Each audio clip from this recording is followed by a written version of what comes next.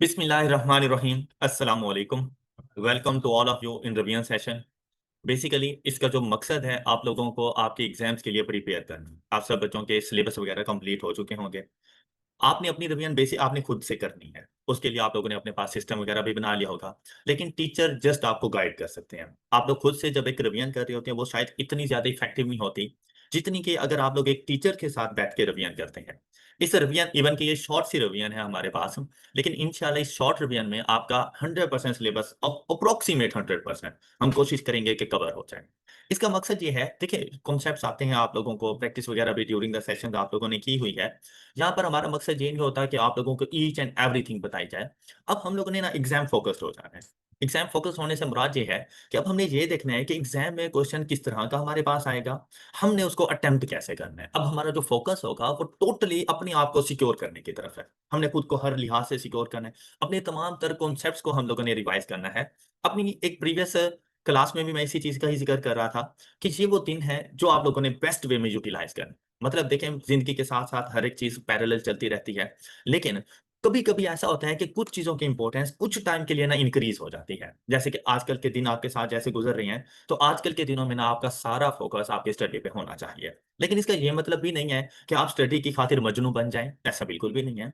आपने अपने daily task complete कर लेने हैं और विद इन टाइम कंप्लीट करने हैं। उसके बाद जो आप लोगों के पास एक्स्ट्रा टाइम है उस टाइम पे खूब इंजॉय करें, मौज मस्ती करें, दोस्तों को टाइम दें, खाना पीना मोबाइल यूज कुछ भी करना है करें। लेकिन यहाँ पर स्टडी की इंपॉर्टेंस थोड़ी सी ज्यादा है। ये सब कुछ उस टाइम पे अच्छा लगेगा जब आप अपना टास्क कंप्लीट कर चुके होंगे। और उसके लिए अभी मैंने अपनी प्रीवियस क्लास में भी कहा कि आपके लिए सिर्फ अफेयर वन इंपॉर्टेंट नहीं है। आप लोगों के लिए आपके सारे सब्जेक्ट्स बहुत इंपॉर्टेंट है। जितने सब्जेक्ट्स में आप लोग अपियर होने के लिए जा रहे हैं वो सारे सब्जेक्ट्स आपके लिए बहुत ज्यादा इंपॉर्टेंट है। तो इस वजह से आप लोगों ने कोशिश करनी है कि उन तमाम सब्जेक्ट्स के ऊपर सही से फोकस दें। उन तमाम सब्जेक्ट्स को साथ साथ लेके चलें। अच्छा, ऐसी मिस्टेक आप लोगों ने हरगिज नहीं करनी। आप लोग अक्सर देखेंगे, आप हॉस्टल में रहते होंगे भाई, हर तरह का आपको स्टूडेंट मिलेगा। हमारे हाथ में मौजूद पांच उंगलियां कभी बराबर नहीं हो सकती। हर स्टूडेंट की ना अपनी अपनी अप्रोच है। लेकिन मैं समझता हूँ जो आप लोगों की बेस्ट अप्रोच होगी वो ये होगी कि अगर आप से दैट तीन सब्जेक्ट्स में अपियर होने जा रहे हैं ना, तो आप डेली बेसिस पे तीनों सब्जेक्ट्स को पढ़ें। आपने ऐसा कोई प्लान नहीं बनाना कि आपने एक दिन सारा दिन एफआर वन करते रहे, अगला दिन सारा दिन आपका सेकंड जो भी सब्जेक्ट आपके पास मौजूद हो वो करते रहे, थर्ड डे कोई थर्ड सब्जेक्ट आप लोग पूरा दिन करते रहे। तो जब वो फोर्थ डे दोबारा से आर वन को रिवाइज करेंगे ना, तो आप भूल चुके होंगे। आपका वो इंटरेस्ट नहीं रहेगा। आपने ऐसा नहीं करना। आपने डेली बेसिस पे थोड़ा कर लें, लेकिन डेली बेसिस पे करें। अब देखिए, आप लोग रिवीजन करने जा रहे हैं तो रिवीजन की स्ट्रेटजी आम रेगुलर क्लासेस से डिफरेंट होती है। रेगुलर क्लासेस में एक चैप्टर एंड करने में हम जहां पर 10 लेक्चर्स लगा देते थे, वहां पर आप लोगों के लिए मैक्सिमम 2 डेज बहुत है कि 2 डेज में वो पूरा चैप्टर क्लियर हो जाना चाहिए। अब आप लोगों ने जो रिवीजन प्लान करनी है वो देखें, अभी तो ये दिन तो आप लोगों ने मेरे साथ गुजारने हैं और आप लोगों ने प्रैक्टिस अभी ऐसे ही करनी है जैसे मैं आप लोगों को समझाऊंगा चीजें बिल्कुल वैसे लेके चलो। लेकिन जैसे ही मेरा रिवीजन सेशन एंड हो, आप लोगों ने आपकी अब जो निगाहें होनी चाहिए ना, वो आई कैप के पेपर्स पर होनी चाहिए। आपने उसके लिए खुद को प्रिपेयर करना है। और उसके लिए अब देखिए, हम लोग जब पढ़ाने लगते हैं ना रेगुलर क्लासेस, तो हम पता नहीं पहले कौन सा चैप्टर स्टार्ट कर लेते हैं, फिर किस चैप्टर पे चले जाते हैं, फिर किसी और चैप्टर पे चले जाते हैं। मतलब रैंडम चैप्टर्स होते हैं। हम सीक्वेंस के साथ नहीं चलते। लेकिन आप अब जिस पोजीशन पे मौजूद हो ना, आप सीक्वेंस के साथ चलो और अपनी रिवीजन को कंप्लीट करो। उसके लिए मैंने अभी अपने कुछ स्टूडेंट्स को गाइड भी किया कि आप लोगों ने अपनी रिवीजन को कुछ ऐसे कंप्लीट करना है कि से दैट आज आपने पहला चैप्टर उठा लिया। पहला चैप्टर उठाएं, उसका सिर्फ कॉन्सेप्ट्स देखें कि इसमें कॉन्सेप्ट्स कौन-कौन से यूज़ हो रहे हैं। फार्मूलाज़ कौन-कौन से हैं, कोई फॉर्मेट वगैरह यूज़ हो रहा है तो आप उसका प्रॉपर एक फॉर्मेट देख लें कि हमारे पास इसका फॉर्मेट कौन-सा है। उसकी एग्ज़ाम्पल्स वगैरह नहीं सॉल्व करनी है आप लोगों ने। जब आप पूरा चैप्टर एक मरतबा गो थ्रू कर लें कि इसमें ये अकाउंटिंग पॉलिसीज़ थी, इस तरह के मेथड थे, रिकॉग्निशन क्राइटेरिया ये है, मेजरमेंट कुछ इस तरह से होनी है, एटसेट्रा। डिस्क्लोजर नोट्स कैसे बनने हैं हमारे पास, क्या-क्या चीज़ें हमने डिस्क्लोज़ करनी है। उस पूरे चैप्टर को कोशिश करें स्टडी टेक्स्ट में से पढ़ें। अगर आप स्टडी टेक्स्ट से पढ़ेंगे ना, तो आपके पास होने के चांसेस इंक्रीज़ हो जाएँगे। उसका बेनिफिट आपको ये होना है कि इन केस अगर कोई थ्योरेटिकल क्वेश्चन भी आपसे पूछ लिया जाता है या जैसे आपके पास एमसीक्यूज़ वगैरह मौजूद होते हैं, आप ईज़िली उसका आंसर कर पाएँगे और आपके लिए वो फ्री मार्क्स बन जा रहे हैं। तो आपने उसमें से थ्योरेटिकल पॉइंट्स देखने हैं कि ऐसी कौन-सी चीज़ें हैं जो हमसे थ्योरी के बेस पे पूछी जा सकती हैं, जो मैं अपने रेगुलर क्लासेस में भी बताता रहा कि कौन-कौन से पॉइंट्स इंपॉर्टेंट होते हैं हमारे लिए थ्योरी के लिए। जैसे ही ये पॉइंट्स आप लोगों के कंप्लीट हो जाएँ, उसके बाद आपने जाना है कम्प्रिहेंसिव एग्जाम्पल्स पर। अब हर एग्जाम्पल आप लोगों ने सॉल्व नहीं करनी। अब आप लोगों ने क्या करना है कि उसमें से दैट अगर किसी चैप्टर में 10 एग्जाम्पल्स हैं ना, तो आपने उसमें से आउट ऑफ 10 एक एग्जाम्पल तो कम अज़ कम और मैक्सिमम 2 एग्जाम्पल्स, इससे ज़्यादा नहीं सॉल्व करनी, एक चैप्टर से रहने। क्योंकि आपने अपना सिलेबस भी कंप्लीट कर।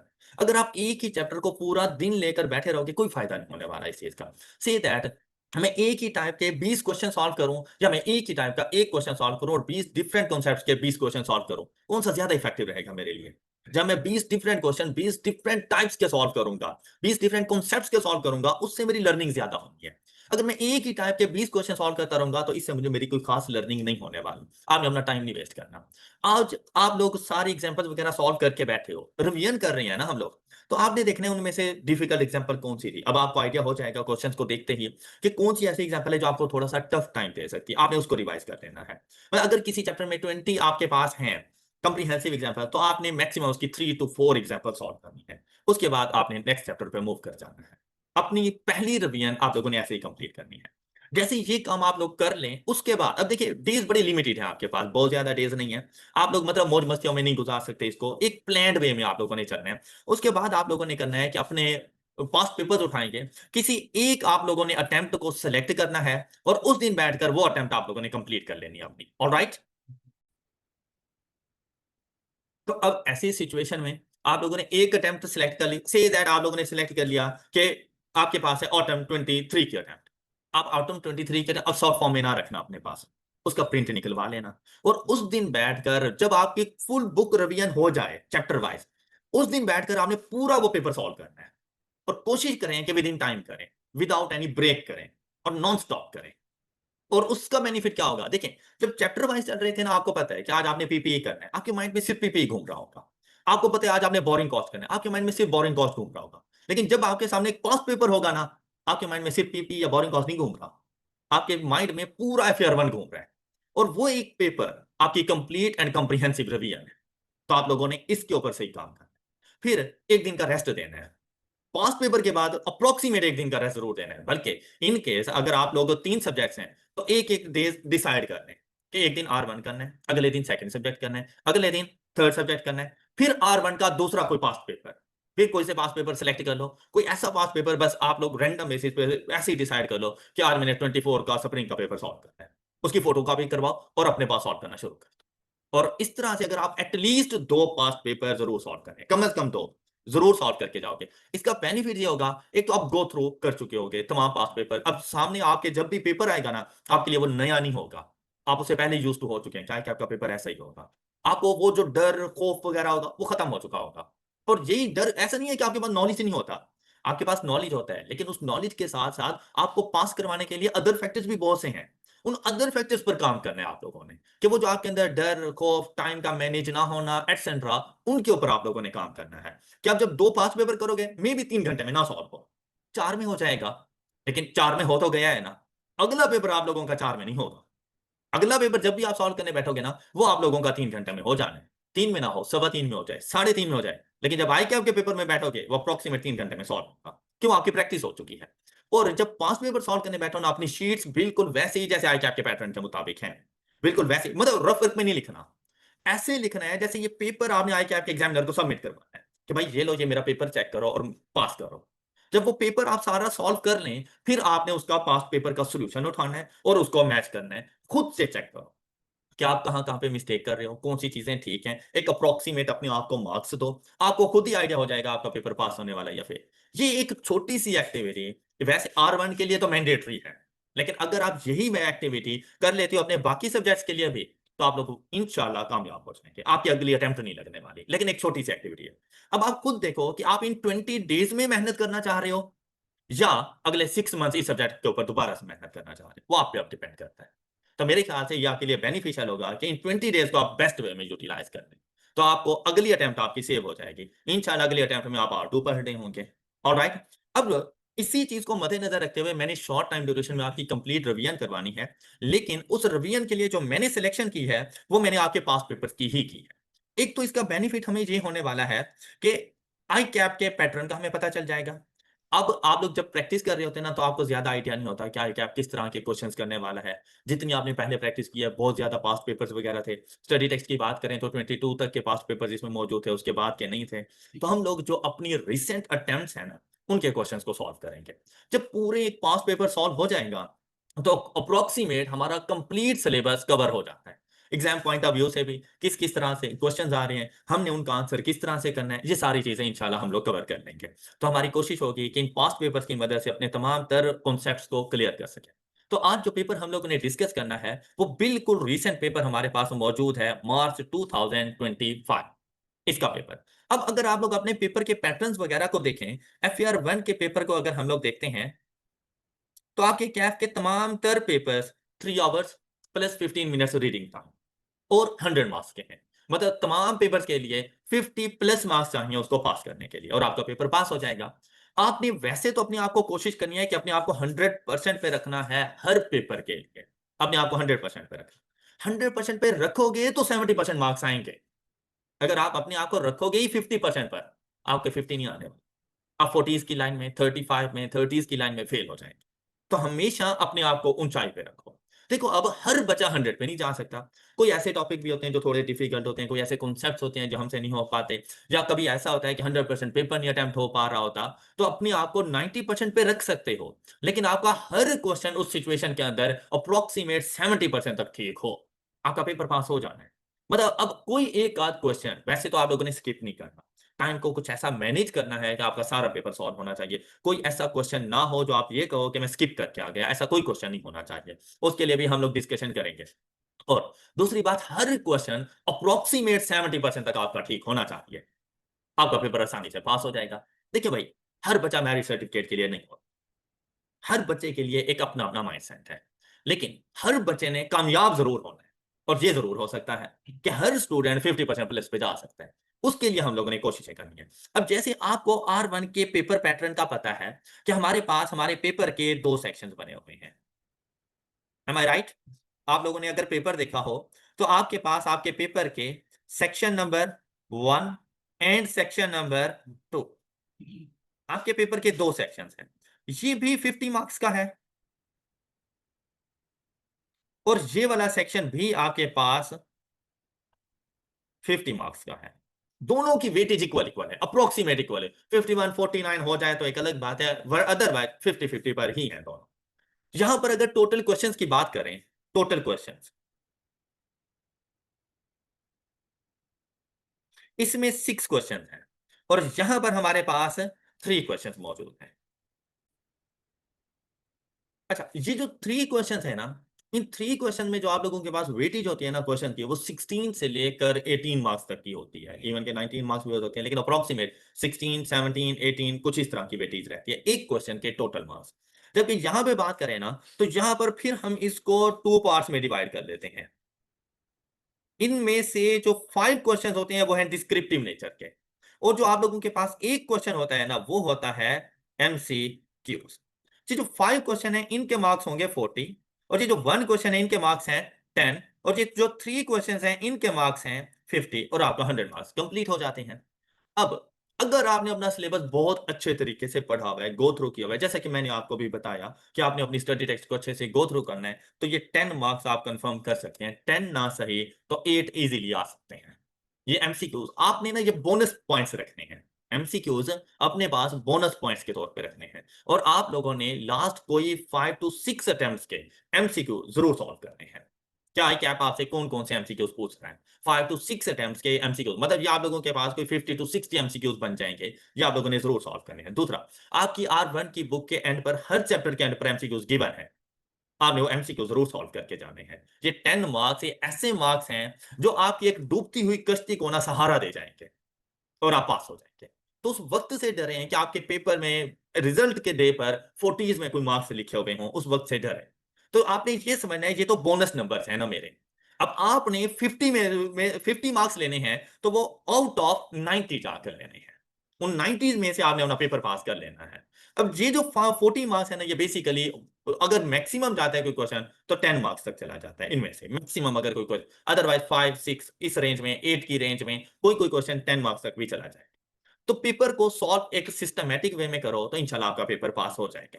हम आते हैं डिस्कशन की तरफ बगैर अपना टाइम वेस्ट किए। हम लोग डिस्कस करेंगे रीसेंट अटेम्प्ट का पेपर। इस रीसेंट अटेम्प्ट के पेपर में मे बी आपको क्वेश्चंस वगैरह आते हैं। देखिए, मेरा मकसद ये नहीं है कि जो क्वेश्चंस आपको नहीं आते वो सारे बैठ के यहाँ पे कराऊँ, नहीं। मेरा मकसद ये है कि आपने आई कैम में बैठकर अपने आप को किस तरह से प्रेजेंट करना है, क्वेश्चंस को किस तरह से रीड करना है, क्वेश्चंस का आंसर्स आप लोगों ने किस तरह से करना है, और साथ साथ आपके सारे कॉन्सेप्ट्स भी रिवाइज हो जाए। तो हम लोग उसके ऊपर वर्किंग करने जा रहे हैं। तो जैसे हमने कहा कि हमारे पास हमारे पेपर्स के दो सेक्शन मौजूद हैं, section A and section B. तमाम तर मैंडेटरी क्वेश्चंस होते हैं, सारे क्वेश्चंस आप लोगों ने सॉल्व करने हैं। लेकिन इसमें ना वैसे तो दोनों सेक्शंस के लिए जो इंपॉर्टेंस है वो इक्वल इक्वल है, दोनों सेक्शंस ही आप लोगों के पास 50% की ही इंपॉर्टेंस रखते हैं। लेकिन section 2 as compare to section 1 ज्यादा डिफिकल्ट कंसीडर होता है कि आप लोगों के पास हाई जो क्वेश्चन ऐसे हैं जिनके हाई मार्क्स हैं वो यहां पर आते हैं। मैंने दोनों ही सेक्शंस आपके साथ डिस्कस करने हैं, लेकिन उसमें सबसे पहली जो हम लोग इंपॉर्टेंस देने के लिए जा रहे हैं वो सेक्शन बी। बिल्कुल रिसेंट अटेम्प्ट जो हमारे पास मार्च 25 की गुजरी है, उसके पेपर में से सेक्शन बी की डिस्कशन हम लोग करेंगे।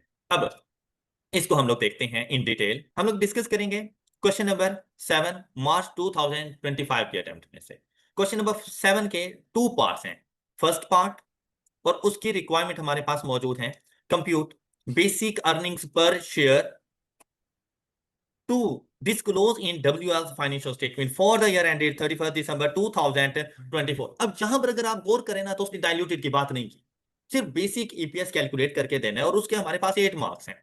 आप खुद देखिए, अब ईपीएस की इंपॉर्टेंस चेक करें कि प्रीवियस अगर हम लोग अटेम्प्ट में जाएं तो ईपीएस की कितनी इंपॉर्टेंस थी कि फर्स्ट पार्ट आपको 8 मार्क्स का पूछा गया। साथ में सेकंड पार्ट पर आए तो सेकंड पार्ट में कहता है कैलकुलेट बीएल्स डाइल्यूटेड अर्निंग पर शेयर, और इसके भी 8 मार्क्स हैं। मतलब जस्ट ईपीएस के चैप्टर में से ना उसने 16 मार्क्स का क्वेश्चन उठा लिया। अच्छा भाई, ये कोई कॉन्सेप्ट नहीं होता। अक्सर आप लोगों को इवन के अफसोस होता है कहते हुए कि टीचर्स भी ये बात कहते हैं कि प्रीवियस अटेम्प्ट में ये आपके पास 16 मार्क्स का क्वेश्चन आ गया तो इस अटेम्प्ट में नहीं पूछेगा, प्रीवियस में नहीं आया तो इस अटेम्प्ट में पूछ लेगा। ऐसी अफवाहों से आपने दूर रहना है। आपने अपने आप को 100% प्रिपेयर करना है हर चैप्टर से रेलिवेंट, कि अगर वो लॉन्ग क्वेश्चन पूछे या शॉर्ट क्वेश्चन पूछे, मुझे आता है। चाहे वो 20 मार्क्स का पूछे, चाहे वो 10 मार्क्स का पूछे, मैं इजीली आंसर कर सकता हूं। तो आपने एटलीस्ट इस किस्म की अफवाहों पे यकीन नहीं करना। दूसरी बात, सिलेक्टिव स्टडी नहीं करनी। कोई भी चैप्टर किसी के कहने पे स्किप ना कर। आपके पास होने के लिए हर एक चैप्टर बहुत इंपॉर्टेंट है, और हर चैप्टर आपके पास होने में कंट्रीब्यूट कर रहा है। तो आपको तमाम चैप्टर्स ही आने चाहिए। कोई एक सिंगल चैप्टर भी इस वजह से ना छोड़कर जाना कि किसी ने रेकमेंड नहीं किया था, इस वजह से वो मैंने नहीं किया। आपकी लाइफ है, आपने खुद से डिसीजन लेना है, और आपका डिसीजन फुल सिलेबस को अच्छे तरीके से तैयार करके जाने में आपकी बेहतरी है। ऑलराइट। अब अगर क्वेश्चन नंबर 7 की बात करें, जैसे ही आपने देखा आपके पास क्वेश्चन नंबर 7 आया, आप लोगों ने यहां पर देखा आपने कैलकुलेट करना है बेसिक अर्निंग पर शेयर्स, और for the year ending 31 December 2024। अब हमने देखना है कि इसका सॉल्यूशन कैसे प्रिपेयर करना है। आप अपने पास आएंगे, ये आपके पास आंसर शीट मौजूद, ब्लैक पेन ही आप लोगों ने यूज करना होगा। तो मैं आपको ब्लैक पेन के साथ ही पूरा पेपर सॉल्व करके दिखाता हूं। आप लोगों ने अपने पास कॉर्नर में हमेशा लिखना है क्वेश्चन नंबर 7। फर्स्ट पार्ट है, ये मैंने फर्स्ट पार्ट, ये कुछ इस तरह से, ये हेडिंग के नीचे अंडरलाइन कर दो तो पता चल जाता है ये मेरी हेडिंग्स है। इसमें मैंने फाइंड क्या कर, अब देखिए आपने अपने टाइम को भी जरा मैनेज करना है। मैं चीजें समझा रहा हूं तो मुझे थोड़ा एक्स्ट्रा टाइम लगेगा। अगर मैं एज अ स्टूडेंट सॉल्व कर रहा होता शायद मैं विद इन टाइम इसको सॉल्व कर लेता। तो मैंने क्या उसके बताना है, basic EPS is equal two marks कितने बताए हैं उसने मुझे इस बेसिक ईपीएस के बताने के लिए 8। तो क्या आपको लगता है कि मैं कैलकुलेटर उठाऊं और सिर्फ इधर लिख दो भाई basic EPS is equal to 10 and part B start कर दूं, क्या मुझे 8 मार्क्स मिलेंगे? भाई 1 मार्क्स थोड़ी कहा है उसने मुझसे, 8 मार्क्स है तो मुझे भाई शो करना पड़ेगा। अब मैं उसे क्या बताऊंगा, मैं उसे कहूंगा बेसिक ईपीएस कैसे फाइंड करते हैं, अर्निंग्स एट्रीब्यूटेबल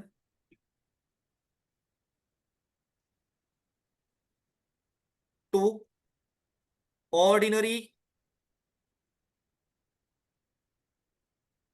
शेयर्स, और हम इसको डिवाइड कर देते हैं किसके साथ, weighted average number of ordinary shares. Am I right? अच्छा, जैसे ही आपने लिखा, आपको ना तो अर्निंग्स का पता है ना weighted average number of shares का पता है, यहां पर वो चीजें आ जाएंगी। अब उसकी कैलकुलेशन के लिए हम चले जाएंगे और ये आंसर आ जाएगा मेरे पास। बस इतनी सी चीजें जो मैंने उसको बतानी है। अब earnings attributable to ordinary share holder कैसे आएगा, जाके क्वेश्चन पढ़ लेते हैं। Weighted average number of ordinary shares कैसे आएंगे, क्वेश्चन को रीड कर लेते हैं। और इन दोनों को अगर फाइंड करना हो तो वर्किंग 1 वर्किंग 2 वो वर्किंग का पार्ट बना दो, क्वेश्चन को पढ़ेंगे आप। जैसे ही क्वेश्चन पढ़ना स्टार्ट किया, following information related to WS, अब जब नाम नहीं पढ़ा जा रहा ना, तो भाई आप अंग्रेज नहीं है, तो आप शॉर्टकट में पढ़ो और आगे चले जाओ, कोई फर्क नहीं पड़ता इस चीज से। वो ये नहीं कहेगा कि भाई तुझसे तो नाम ही नहीं अच्छे से पढ़ा गया था।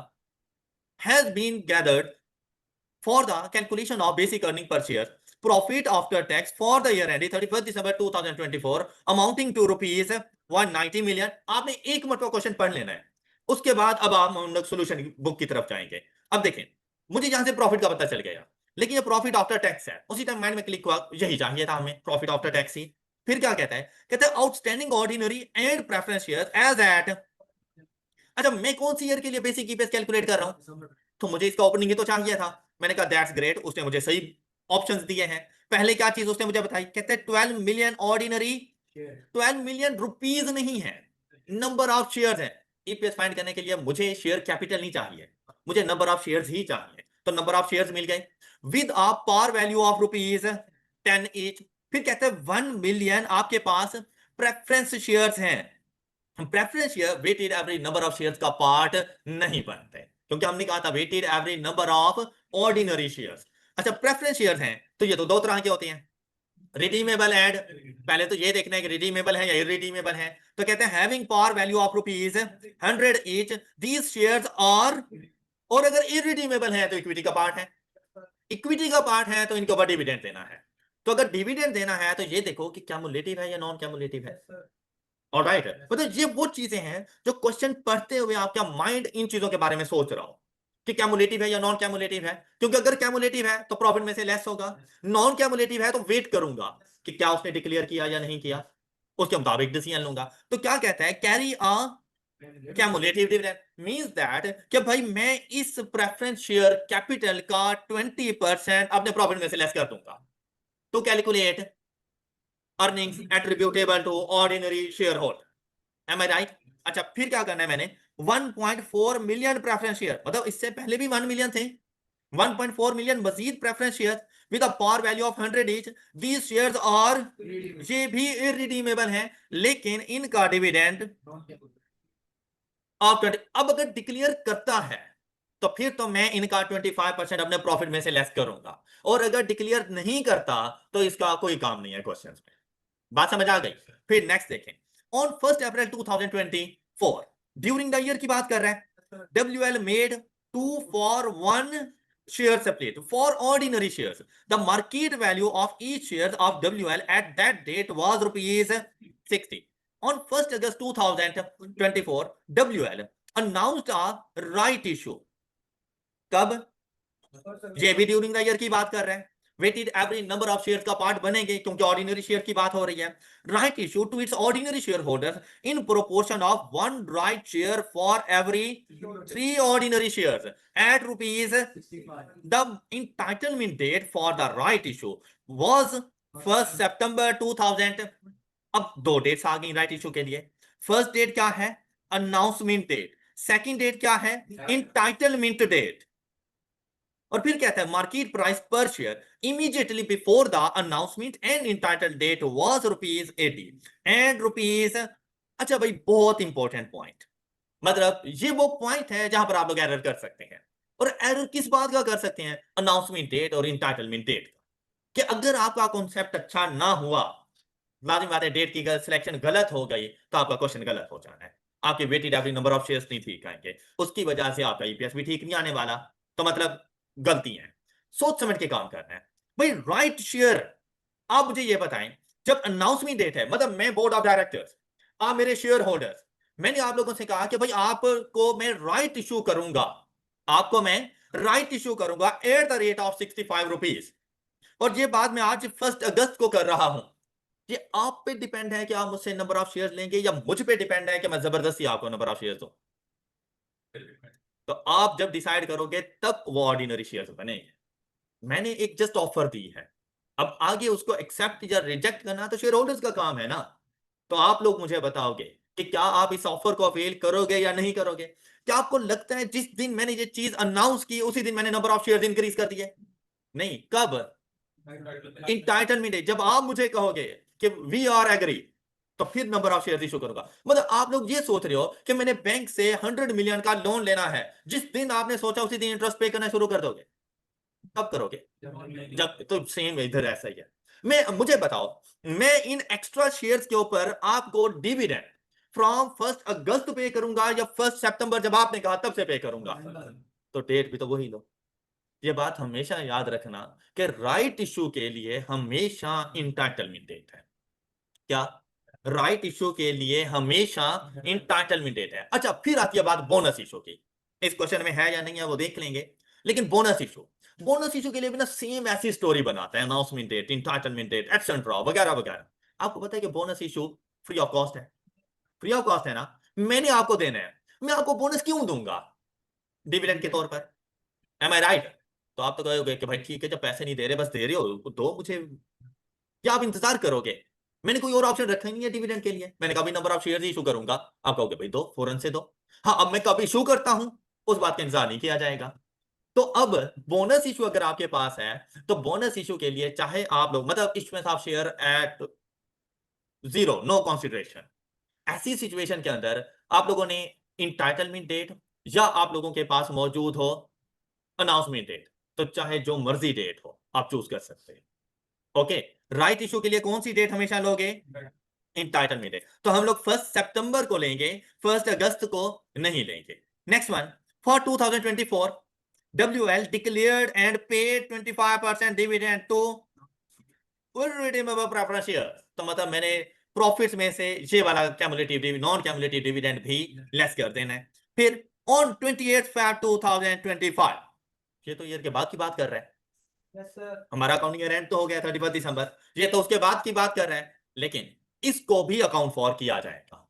किस हवाले से? कि आपने ये देखना है कि आप financial statement authorise for issue हो चुकी हैं। तो उसने क्या कहा? WL issue 20% to its, even कि ये नेक्स्ट अकाउंटिंग पीरियड में है, लेकिन उसके बावजूद बिफोर द फाइनलाइजेशन ऑफ, आप अकाउंट फॉर करोगे इसको।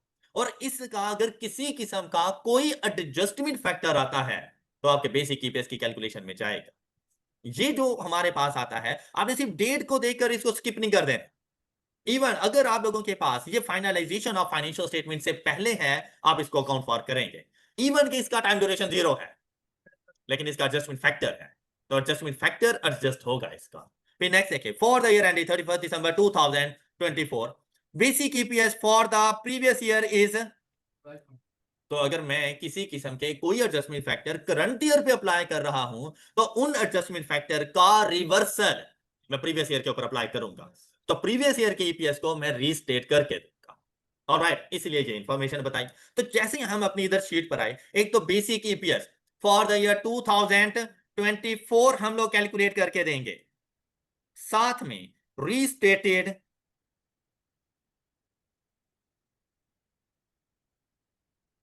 Basic EPS for the year 23, इसको भी करेंगे। तो ये गिवन कितना था हमारे पास? अब देखिए, इसमें अर्निंग्स और weighted average number of shares नहीं गिवन थे, अदरवाइज हमारे पास दो ऑप्शन थे। हम उसके weighted average number of shares को एडजस्ट कर लेते हैं, या अगर वो गिवन ना हो तो आप ईपीएस को भी एडजस्ट कर सकते हो। किस तरह? By multiplying reversal of adjustment factor. Alright, अब अगर हम यहां पे बात करें वर्किंग वन की, वर्किंग वन हमारे पास क्या आ जानी है? Earnings,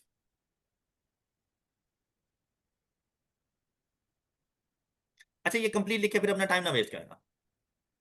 profit after which is equal to, अब देखेंगे, अब सिर्फ क्वेश्चन ने हमें 8 मार्क्स लेके चले जाना है। कितना? 190, और ये हमारे पास रुपीज इन मिलियन है।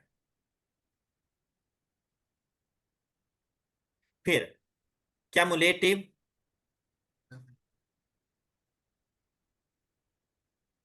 Preference dividend, and cumulative preference dividend अब कैसे आएगा भाई? वर्किंग साथ में करके देनी है आपने। आप आओगे अपने इस पॉइंट पर, क्यूमुलेटिव प्रेफरेंस डिविडेंड के लिए 1 मिलियन मल्टीप्लाइड बाय 100, क्योंकि जो डिविडेंड देना है नंबर ऑफ प्रेफरेंस शेयर पर नहीं देना, number share preference share capital पर जाकर देना है। तो आपका प्रेफरेंस शेयर कैपिटल कैसे आएगा? 1 मल्टीप्लाइड बाय 100 मल्टीप्लाइड बाय कितने परसेंट डिविडेंड है? Multiplied by 20%। वैल्यू जो कि आपने इसमें से, तो यहां पे लिख लो लेस, देन लेस करोगे नॉन कैमुलेटिव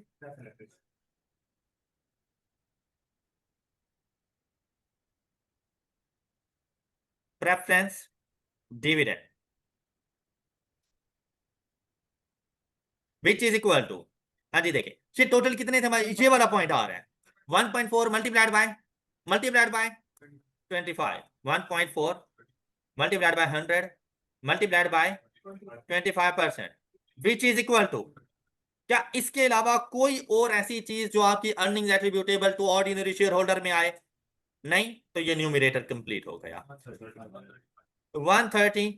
आप यहां पर जाओगे फौरन से मीन पेज को फौरन से कंप्लीट करो, यहां लिखे 135, कहां से पता चला, वर्किंग वन, इसको डिवाइड करेंगे आ जाती है अभी वैल्यू। ओके, फिर चले जाओ वर्किंग टू की तरफ। वर्किंग टू क्या थी, weighted average number of shares. अच्छा, एब्रीवेशन जो कॉमन होना वो आप यूज कर सकते हो, खासतौर पे वर्किंग में, अपनी तरफ से कोई एब्रीवेशन ना बनाना। अब जैसे एवरेज एवीजी लिखी जा सकती है, तो वर्किंग में थोड़ी बहुत एब्रीवेशन चल जाएगी, लेकिन मेन सॉल्यूशन में ना करना है ऐसा। नंबर ऑफ शेयर्स, अदरवाइज आप लोग कभी भी अपने पास टाइम को सेव नहीं कर पाओगे। ये होता है सिर्फ एक हिंट देना कि ये वर्किंग बेसिकली मैं कौन सी करने जा रहा हूं। अब यहां से हम आए, अच्छा भाई हमेशा आपने ये वर्किंग ऐसे करनी है जैसे मैं अब करने लगा हूं। कैसे, कि आप लोगों ने अपने पास यहां पे लिखनी है date, opening date, opening date में opening number of ordinary shares आपके पास कितने हैं, तो आपने यहां पे लिख देना है 12 मिलियन। ऑलराइट, सबसे पहले ये फर्स्ट कॉलम आप लोगों ने स्टार्ट करना है ब्रॉट। उसके बाद देखो कि इन नंबर ऑफ शेयर्स में ड्यूरिंग द पीरियड कहां कहां और क्या चेंज आया। तो जैसे ही हम लोग इससे ऑनवर्ड चले, तो आपको नहीं लगता कि मेरे ये दो पॉइंट्स कंप्लीट हो चुके हैं। नेक्स्ट वन, थर्ड पॉइंट पे गया, 1 अप्रैल शेयर स्प्लिट कर दिए, एक शेयर दो हो गए, ऐसा ही है ना, two for one share split. भाई भूल जाओ उसके आगे क्या है, कितने में है, क्यों है, क्या मार्केट वैल्यू है, क्या फैक्टर्स आने हैं, कुछ नहीं सोचना, अदरवाइज कंफ्यूज हो जाओगे। मतलब ये बात याद रखो कि सिस्टमैटिक वे में जब चलना हो तो खिचड़ी नहीं बनानी चीजों की। अब सिर्फ ये देखो कि नंबर ऑफ शेयर्स में क्या चेंज आया। तो अगर एक शेयर दो हो रहे हैं तो 12 शेयर कितने हो जाएंगे, कि टोटल 24 हो जाएंगे। टोटल को 24 करो, बात समझ आई। तो यहां पर जो चेंज आया कितने का आया, ये क्यों आया, शेयर स्प्लिट। ये आप लोगों, और ये शेयर स्प्लिट कब आया, अब ये जो 24 नंबर ऑफ शेयर्स है ना, ये कब से आप लोगों के पास मौजूद हैं, फ्रॉम 1 अप्रैल 24, ये डेट आपने इस टोटल के सामने मेंशन कर दी। अच्छा, नेक्स्ट वन इज, अब अगला, अब इसका जो काम था ना अभी के लिए खत्म हो गया। अब नेक्स्ट पॉइंट, नेक्स्ट देखो 1 अगस्त, जो कि हमने नहीं लेना, क्यों, अनाउंसमेंट डेट है, तो हमने कहां पे चले जाना है, 1 सितंबर। 1 सितंबर को क्या हुआ, राइट इशू हुआ, किस तरह से, one right share for every 3 ordinary number of share. मतलब आप लोगों ने यहां पे लिखना है राइट शेयर। अच्छा, ये अच्छी बात है कि आप साथ साथ बताते जाओ कि बेसिकली हुआ क्या है, लेकिन इन केस अगर टाइम की शॉर्टेज हो, वर्किंग कर रहा हूं, नहीं भी बताओगे तो फर्क नहीं पड़ने वाला, वर्किंग में फर्क नहीं पड़ने वाला। लेकिन अगर बता दोगे तो ये एक जरा पॉजिटिव इंपैक्ट है कि पता चलेगा आप वर्किंग किस तरह से कर रहे हो, लेकिन आपने कोशिश करनी है कि आप ये चीज बताओ उससे। अच्छा, राइट शेयर है 1 4 3, कि जिसके पास 3 नंबर ऑफ शेयर है ना, उसको एक राइट शेयर इशू कर दो। तो जिसके पास 24 है, तो 24 मल्टीप्लाइड बाय 1/3, अपने नंबर ऑफ शेयर्स को मल्टीप्लाई कर दिया करो जैसी उसने फ्रैक्शन बताई। 24 multiplied by 1/3 is equal to 8 right shares issue किए, तो टोटल नंबर ऑफ शेयर्स कितने बन गए। अच्छा, बेसिकली राइट शेयर की डेट थी, लेकिन आपने 32 के सामने डेट लिख देनी है, और वो डेट क्या आ रही है आपके पास, 1 सितंबर 24। जी, नेक्स्ट वन इज, फिर क्या हुआ, ये हम लोग अकाउंट फॉर कर चुके। Fifth point, six point, 18 Feb 2025, भाई ये करो क्या, आप बिल्कुल एज इट इज इसको लिखो। 18 Feb 2025 क्या किया आपने, बोनस शेयर इशू कर दिया, बोनस शेयर, हाँ जी, कितने, 32 multiplied by 20% is equal to, and the total number of shares are और कब ये वाला काम आपने कब किया? 18 Feb 2025। हाँ जी। क्या इसके अलावा आपके नंबर ऑफ शेयर्स में किसी किस्म का कोई चेंज आया? जी। और ये जैसे चेंज आए, क्या ये सारे चेंज आप सब बच्चों को क्लियर है? हाँ, चले।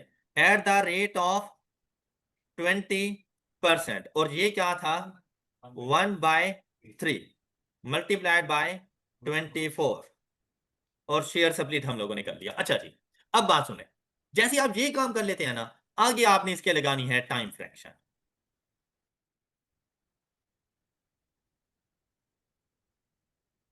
फर्स्ट के साथ ओपनिंग डेट से लेकर नेक्स्ट चेंज की डेट तक, मतलब 1 जनवरी से 1 अप्रैल, कितने मंथ? तो 3/12। ऑलराइट। फिर 1 अप्रैल से लेकर 1 सितंबर तक कितने मंथ? 5/12। फिर 1 सितंबर से लेकर अकाउंटिंग ईयर एंड डेट तक, क्योंकि मैं उससे आगे नहीं जा सकता, 31 दिसंबर तक, तो कितने मंथ? 4/12। मैं 31 दिसंबर 2024 पर हूं। ये इवेंट कब हुआ? Zero time duration. ओके, बात क्लियर हो गई सब बच्चों को? टाइम फ्रैक्शन खत्म। उसके बाद आनी है एडजस्टमेंट, एडजस्टेड एडजस्टमेंट फैक्टर। अच्छा जी, एडजस्टमेंट फैक्टर, आपने ईपीएस पढ़ा, हर किसी का अपना अपना एडजस्टमेंट फैक्टर है। अब आप लोगों ने देखना था कि एडजस्टमेंट फैक्टर कौन सा, कहां पर, कैसे अप्लाई होना है, और ये उस टाइम पर आता जब आप लोगों को सारे एडजस्टमेंट फैक्टर याद हो। जैसे सबसे पहले अगर बात करें शेयर स्प्लिट की, तो शेयर स्प्लिट बिल्कुल ऐसा नहीं है जैसे issuance of shares at no consideration. Share split ऐसा है ना जैसे issuance of share for no consideration. क्या आपको याद है issuance of share at full market price, उसका कोई एडजस्टमेंट फैक्टर नहीं होता। लेकिन अगर इश्यूएंस ऑफ शेयर्स है और वो फॉर नो कंसीडरेशन है, एडजस्टमेंट फैक्टर है। और एडजस्टमेंट फैक्टर क्या है इसका? Issuance of shares after share split divided by number of shares before share split. ये मैंने आपको याद करवाया था, after divided by before, A divided by B, ऐसे ही था ना। अच्छा, आप देखें आफ्टर कितने, बिफोर कितने, 12, 24/12 इज इक्वल टू 2/1, मतलब 2। तो ये 2 एडजस्टमेंट फैक्टर है किसका?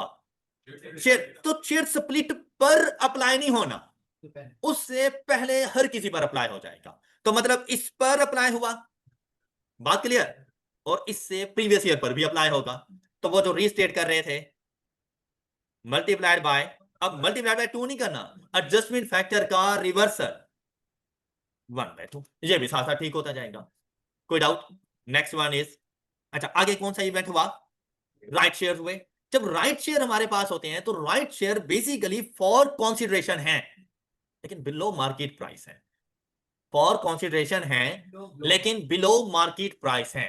तो इसमें ना कुछ बोनस के एलिमेंट शामिल होते हैं। तो इसके लिए जो हमारा एडजस्टमेंट फैक्टर बनता है, वो बनता है theoretical ex right price divided bye, इसको हम लोग कम राइट प्राइस भी कहते हैं ना, sorry, come right price divided by theoretical ex right price. और जो कम राइट प्राइस होती है वो बेसिकली मार्केट वैल्यू है। हमने राइट शेयर इशू कौन सी डेट के उठाए? तो मार्केट वैल्यू भी तो वही उठाऊंगा। ओके, तो हमारी कम राइट प्राइस क्या आ गई है? 90। न्यूमरेटर जो फ्रैक्शन है ना, उसका जो न्यूमरेटर बनेगा एडजस्टमेंट फैक्टर का, वो 90 है। ओके, तो थ्योरेटिकल एक्स राइट प्राइस कैसे आती है हमारे पास? अब देखिए, आप कितने नंबर ऑफ शेयर इशू कर रहे हैं? 1 राइट शेयर फॉर एवरी 3। तो इसके लिए मैंने आपसे कहा था, वैसे तो हम लोग यहां से भी फाइंड कर सकते हैं, 32 24 ये वैल्यूज लेके भी फाइंड कर सकते हैं। लेकिन थ्योरेटिकल एक्स राइट प्राइस हम यहाँ पे वर्किंग 3 कर लें या 2a कर लें या 2.1 कर लें, कुछ भी ऐसे, तो मैं कन्वीनियंट होता हूं 1 2 3 4 5 6, उसमें जाकर आप लिखें adjustment factor for right share is equal to cum right price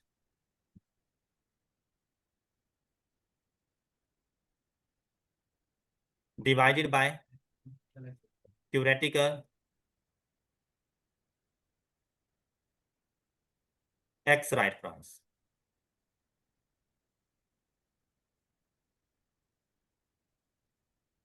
cum right price is equal to and theoretical ex right price is equal to, हाँ जी, अब ये कैसे होती है, number of shares before right issue और 3 fraction में से ले सकते हैं, फ्रैक्शन में से लें या मैं यहां से 24 ले दूं, एंड रिजल्ट इक्वल ही होगा 3 multiplied by market price plus right issue multiplied by exercise price, और एक्सरसाइज प्राइस कितनी है 65 divided by 4 number of shares in total.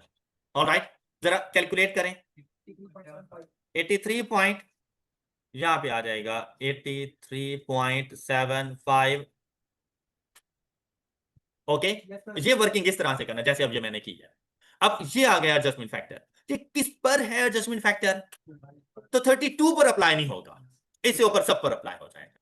तो मतलब multiplied by 90 by multiplied by 90 by and multiplied bye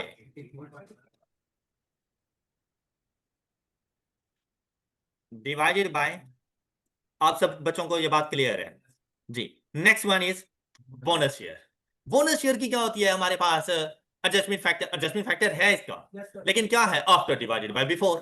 तो after कितने 38.4, before कितने 32, answer आ गया 1.2, 20% था ना वैसे भी, तो 1.2 ही बनता है। तो ये सिर्फ इस पर अप्लाई नहीं होना, बाकी सब पर हो जाना है। मतलब multiplied by 1.2 multiplied by and multiplied by 1 by 1.2।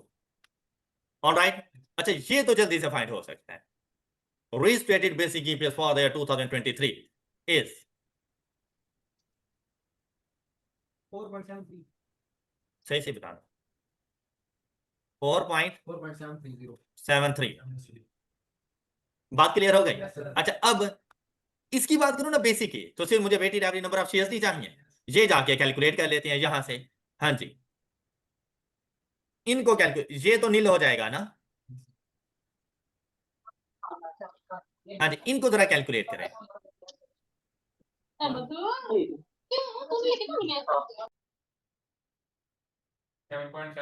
7.74 ji. Next, अच्छा ये थोड़ी बहुत राउंडिंग का कोई मिस्टेक नहीं होती, लेकिन वो जरा रीजनेबल हो जी। नेक्स्ट वन जल्दी से 12 point and the last one is 12.8 and the total is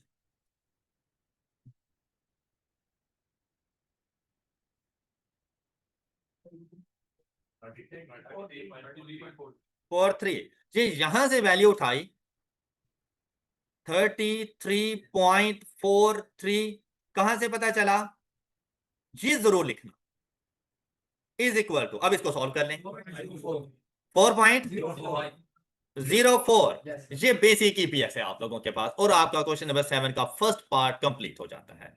alright, किसी बच्चे का कोई क्वेश्चन, 4.04 एंड 4.73, क्या आपने यही कैलकुलेट किया था? बस क्वेश्चन सही, 8 नंबर पूरे हो गए आप लोगों के। अच्छा अब आप लोगों को बताओ, इसमें किसी किस्म का कोई ऐसा एरर, कोई ऐसी चीज जो आपको रोके कि भाई आप इसमें से 8 नंबर नहीं ले सकते थे? फर्स्ट क्वेश्चन आप लोगों का कंप्लीट हो चुका। Question number 7 B part, diluted earning per share 8 marks, और ये भी आप लोगों के ऐसे मार्क्स हैं जो आप कंफर्म मार्क्स ले सकते। मतलब मेरे ख्याल से इस अटेम्प्ट के बच्चों को खुश होना चाहिए था कि 16 मार्क्स जस्ट वही ईपीएस में से पूछ रहे हैं। तो आप लोग अगर ईपीएस का सही से नॉलेज है, और ये जितना हम लोग पढ़ रहे हैं ना, आपका मुकम्मल ईपीएस रिवाइज हो जाता है, क्योंकि आपको सारे के सारे एडजस्टमेंट फैक्टर भी तो बता रहा हूं। ऑलराइट, अब पहला काम क्या है, इस क्वेश्चन को रीड करना। जरा एक नजर इस क्वेश्चन को रीड करें। क्वेश्चन जैसे ही आप लोगों ने रीड किया ना भाई, ये बात अब आपको रीड करवाने का मकसद ये था कि आप लोगों ने ना पैसिव रीडिंग अब कभी नहीं करनी, हमेशा एक्टिव रीडिंग करनी है। मींस दैट बस एक मरतबा क्वेश्चन रीड किया ना, वो क्वेश्चन दोबारा ना पढ़ना पड़े आपको, आपको पता हो कि भाई यहाँ पर ये वाली वैल्यू लिखी हुई थी, इस एडजस्टमेंट की बात कर रहा था। जैसे ही हमने क्वेश्चन पढ़ना स्टार्ट किया, रिक्वायरमेंट पढ़ी, हमें पता चला हमने क्या बताना है इसमें, डायल्यूटेड ईपीएस। डायल्यूटेड ईपीएस का स्टार्ट बेसिक ईपीएस से होता है, डायल्यूटेड ईपीएस का स्टार्ट बेसिक ईपीएस से होता है, उसी की अर्निंग्स पर शेयर उठाएंगे बेसिक की, और बेसिक के he waited average number of share उठाएंगे। मेरी बात समझ आई? तो जब आप लोग जाएंगे डायल्यूटेड डीपीएस के लिए और इस क्वेश्चन का सॉल्यूशन प्रिपेयर करना होगा, तो देखिए क्वेश्चन नंबर सेम, अगला पेज हमेशा नेक्स्ट पेज पर आना है आप लोगों ने, और वहां पर आके इवन के चाहे क्वेश्चन नंबर भी दोबारा डाल दें तो ज्यादा अच्छी बात है। क्वेश्चन नंबर 7 बी पार्ट, और बी पार्ट में क्या बताना है? Diluted EPS. अच्छा भाई, डायल्यूटेड ईपीएस ऐसे नहीं कैलकुलेट होना जैसे बेसिक होता है। अब डायल्यूटेड ईपीएस कैलकुलेट करने के लिए आप लोगों ने क्या करना है, आपने कुछ कॉलम्स बनाने हैं। और वो कॉलम्स कौन से हैं आपके पास? आप यहां पर लिखेंगे अर्निंग्स। हमेशा आइंदा से ऐसे ही क्वेश्चन सॉल्व करना जैसे अब मैं सॉल्व करने लगा हूं, तो आप लोग फुल मार्क्स ले जाओगे। मतलब हर बुक में अपना अपना उनका मेथड होता है, लेकिन अगर अब दोबारा से प्रैक्टिस आप मेरे मेथड से करोगे ना, एंड रिजल्ट जाके चेक करो, आपका क्वेश्चन का सोल्यूशन बिल्कुल सेम होगा। मतलब एक ही मंजिल तक पहुंचने के हजारों रास्ते हैं, तो अगर इजी वे में चलें तो हम आसानी से पहुंच जाएंगे। आपने यहां पे लिखनी है अर्निंग्स, यहां पे लिखने हैं वेटेड एवरेज शेयर्स, और यहां पे लिखना है डाइल्यूटेड ईपीएस। सबसे पहले यहां पे लिखोगे बेसिक, सबसे पहले बेसिक ईपीएस की। अच्छा, ये यूं भी हो सकता है, आप यहां पे सिर्फ ईपीएस लिख लो, लास्ट कॉलम ईपीएस। अच्छा अब देखें बेसिक क्या कहते हैं, basic earning per share for BL for the year ended 31 December 2020 was computed as, तो ये देखो ये लिख दिया 3.8। अब कैसे आया ये 3.8? यूजिंग द न्यूमरेटर ऑफ 97.7, तो न्यूमरेटर कौन होता है? अर्निंग्स, तो ये अर्निंग्स आ गई 97 point, and the denominator of 25.70, ये आप लोगों ने यहां पे रिकॉर्ड कर दिया। आपका क्वेश्चन का ये वाला पार्ट कंप्लीट हो चुका है। ऑलराइट, अब आगे फर्स्ट एडजस्टमेंट पर। डाइल्यूटेड ईपीएस के लिए आपको चाहिए पोटेंशियल ऑर्डिनरी शेयर्स। क्या चाहिए? Potential ordinary share. प्रीवियस जो क्वेश्चन हमने सॉल्व किया था उसका basic and diluted both are same. Why? क्योंकि किसी किस्म का कोई पोटेंशियल ऑर्डिनरी शेयर मौजूद नहीं था। इन केस अगर प्रीवियस में मुझे कह देता calculate basic and diluted EPS, तो मैं बेसिक कैलकुलेट करता, साथ में डाइल्यूटेड ईपीएस सेम वही आंसर कर देता जो बेसिक का था, मुझे मजीद कोई कैलकुलेशन करने की जरूरत नहीं थी। पोटेंशियल ऑर्डिनरी शेयर्स कौन से होते हैं? ऐसे shares, bonds which are convertible to ordinary shares in future. Alright, मतलब प्रेजेंटली वो मेरे ऑर्डिनरी शेयर्स नहीं है, लेकिन उनके पास ऑप्शंस हैं कि वो हमारे ऑर्डिनरी शेयर्स बन सकते हैं। हमने उनको आइडेंटिफाई करना है। क्या कहते हैं यहां पर इन 2021? हम किसकी बात कर रहे हैं? 24। भाई लाजिम बात है प्रीवियस ही कभी इनको कोई शेयर्स, कोई बॉन्ड्स, कोई इस किस्म की चीजें मैंने इशू की हुई होंगी, तो इसलिए कहते हैं 2021 BL issued 2,015% redeemable preference shares. अब रिडीमेबल प्रेफरेंस शेयर्स हैं तो ये तो मेरे पास नॉन करंट लाइबिलिटीज हैं, मेरी लाइबिलिटीज का पार्ट है, इक्विटी का पार्ट नहीं है। अब फिर each with a par value of rupees, share holders have the right to convert each preference shares into, जैसे ही उसने कहा ना टू कन्वर्ट, उसी टाइम माइंड पे क्लिक हुआ कि भाई पोटेंशियल ऑर्डिनरी शेयर्स बन गया है मेरा। मेरी बात समझ आई? अच्छा अब आपने क्या करना है इससे रेलिवेंट, आपने आ जाना है, कुछ स्पेस छोड़ देनी है, अप्रोक्सीमेट कोई हाफ पेज आप लोगों ने छोड़ देना है। उसके बाद आपने आ जाना है वर्किंग्स पर।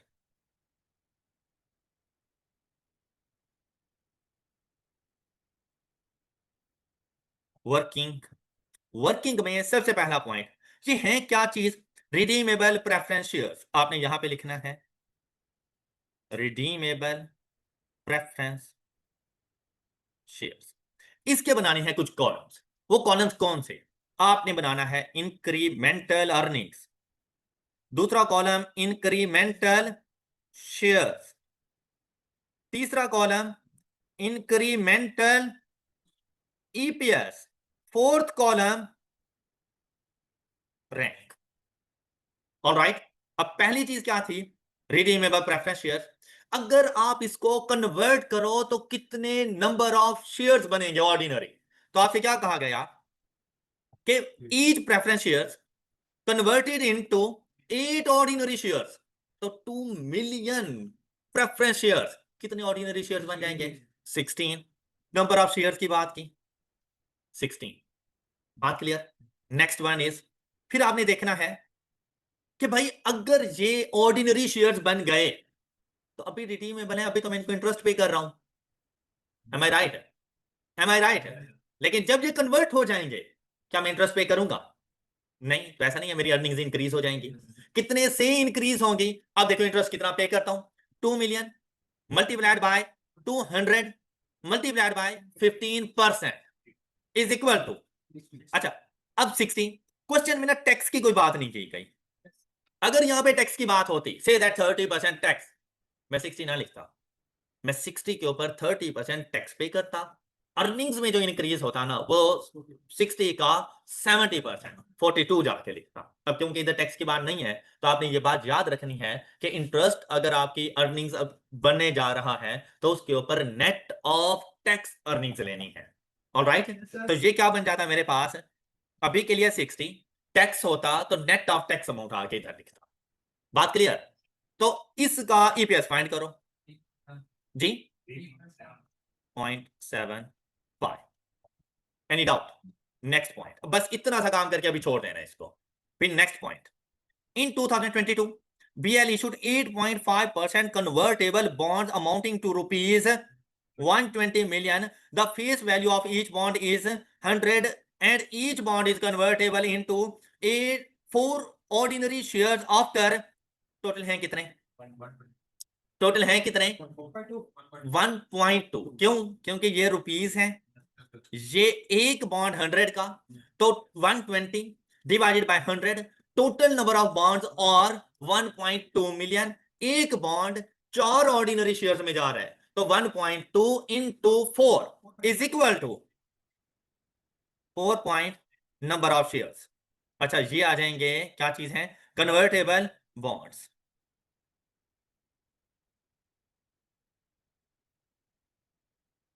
इनकी वजह से अब ये जब कन्वर्ट हो जाएंगे, बॉन्ड्स के ऊपर इंटरेस्ट पे होता है, तो क्या मैं इनके ऊपर इंटरेस्ट पे करूंगा? जब ये कन्वर्ट हो गए तो क्या इनके ऊपर इंटरेस्ट पे करूंगा? अर्निंग्स में इंक्रीज हो जाना है। कितना इंक्रीज होना है? 120 मल्टीप्लाइड बाय 8.5 जी, 10.2। अब ये भी बिल्कुल ऐसे ही, क्योंकि टैक्स नहीं है तो मैंने 10.2 लिख दिया। अगर टैक्स होता तो मैं 10.2 ना लिखता, नेट ऑफ टैक्स अमाउंट लिख देता। मतलब अगर 30% टैक्स है तो मैं 10.2 का 70% आके लिखता। बात समझ आ गई सब बच्चों को जी? अर्निंग्स ईपीएस कितना आ रहा है? 2.125। Done. Next one is third, in 2023 BL issued options, और ऑप्शन जब भी इशू किया जाता है तो अर्निंग्स में किसी किस्म का कोई चेंज नहीं होता। Options done. Next one is, क्या कहता है? To buy 2.5 million ordinary shares at rupees 18 per share for a period of 5 years which have not been exercised yet। जी, अब ऐसी सिचुएशन में क्या करना है? जब हमारे पास ऑप्शंस होते हैं ना, तो हम लोग नंबर ऑफ शेयर्स वगैरह पे जाते हैं, तो कौन से नंबर ऑफ शेयर्स लेते हैं? Free number of shares, free number of shares.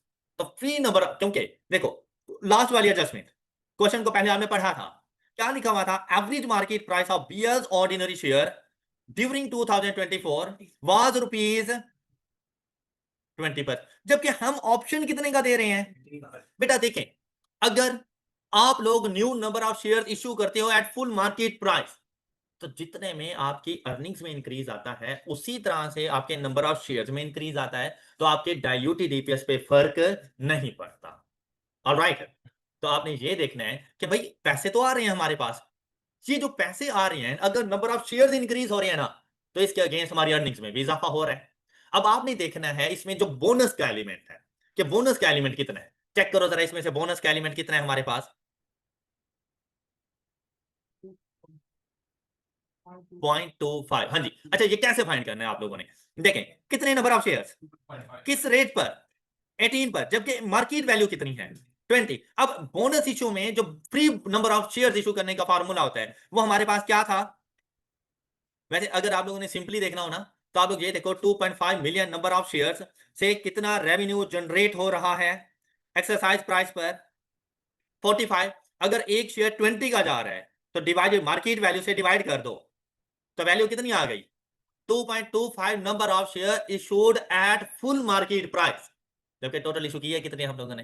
2.5। तो 2.5 माइनस 2.25, तो फ्री नंबर ऑफ शेयर हमारे पास कितने हो गए? 0.25 नंबर ऑफ शेयर्स। आपको ये बात समझ आ गई है सब बच्चों को? तो आप लोगों ने यहां पे जाना है और लिख देना है 0.25 और अर्निंग्स इंक्रीमेंटल ईपीएस कुछ भी नहीं आना, क्योंकि यहां पे अर्निंग्स कुछ भी नहीं है। Done. Next one is on 1st January 2024 VL issued 1,020,000 irredeemable non-cumulative preference share. Okay अच्छा, फिर each with a par value of rupees, each preference share is convertible तो पोटेंशियल ऑर्डिनरी शेयर का पार्ट बन जाएगा। टोटल हैं कितने? 1 million. Convert करूंगा तो कितने बन जाएंगे? 3 million. 3 million number of shares बन जाएंगे। ये बात क्लियर? अच्छा, अब मैं इनको पे करता हूं डिविडेंड। डिविडेंड पे करता हूं ना? नहीं। अब बात वही है ना कि आप लोग एक्टिव माइंड नहीं हो, इररिडीमेबल है तो डिविडेंड नहीं पे किया जाता, इसको इसको इंटरेस्ट पे किया जाता है। अब इसको जो इंटरेस्ट पे करना है वो क्या है? 20%। 20% कौन सी वैल्यू का? सॉरी सॉरी, इरिडीमेबल इक्विटी का पार्ट है, डिविडेंड वगैरह चला जाएगा, लेकिन वो कौन सा है? नॉन कैमुलेटिव है। अच्छा 20%, अब वो 20%, 100 का 20% इज इक्वल टू 20। मैं इसको डिविडेंड देता, लेकिन क्या इस साल मैंने दिया है? नहीं। क्यों? No dividend for 2024 has been paid on these share. तो इस साल की अर्निंग्स में तो कोई फर्क नहीं पड़ने वाला ना। अगर ये कन्वर्ट हो भी जाए तो अर्निंग्स में कोई फर्क नहीं पड़ने वाला। क्यों? क्योंकि मैंने डिविडेंड दिया ही नहीं है। तो यहां पर अगर डिविडेंड दे देता तो मैं यहां पे 20 जरूर लिखता, लेकिन क्योंकि अभी तक मैंने इनको डिविडेंड इस साल दिया ही नहीं है, मेरी अर्निंग्स पे फर्क नहीं पड़ना, तो मैं यहां पर कुछ भी नहीं लिखूंगा। मेरी बात समझ आई है? जैसे ऊपर वाला था रिडीमेबल प्रेफरेंस शेयर, हम लोगों ने 60 लिख दिया। इरिडीमेबल के लिए भी मैं लिख देता 20, जो उसका डिविडेंड आ रहा था, अगर मैं पे कर चुका होता, अगर मैं अनाउंस कर चुका होता। लेकिन क्यों क्या मैंने अनाउंस नहीं किया? तो मुझे बताओ, जब बेसिक ईपीएस की अर्निंग कैलकुलेट कर रहे थे तो क्या उसमें मैंने एडजस्ट किया उसको? नहीं। तो यहां पर आने की जरूरत ही नहीं है इसको। Any problem? क्या चीज आ जाएगी इधर? इरिडीमेबल प्रेफरेंस शेयर्स और वैल्यू। अब करेंगे रैंकिंग। रैंकिंग में भाई जिसका ये इंक्रीमेंटल ईपीएस कम है उसको पहला रैंक करना है। जिसका इंक्रीमेंटल ईपीएस कम है उसको पहला रैंक करना है। तो ये दोनों तो एक साथ आ जाएंगे ना, ये तो भाई कन्वर्ट होने के लिए बिल्कुल रेडी है दोनों। उसके बाद ये तीसरे नंबर पर और ये रैंकिंग हो गई। अब आ जाए अपने मेन पेज पर। सबसे पहले अब उन दोनों को तो इकट्ठा लेकर आ जाए। किसको? सबसे पहले ऑप्शंस। वैसे बाहिर ऑप्शंस ही होते हैं, लेकिन अब दोनों इकट्ठे भी आ जाए तो कोई मसला नहीं है हमें। हम यहां पे लिख लेंगे share option and irredeemable. Earnings में कोई चेंज नहीं। नंबर ऑफ शेयर, ऑप्शन की वजह से नंबर ऑफ शेयर्स में कितना चेंज आया था?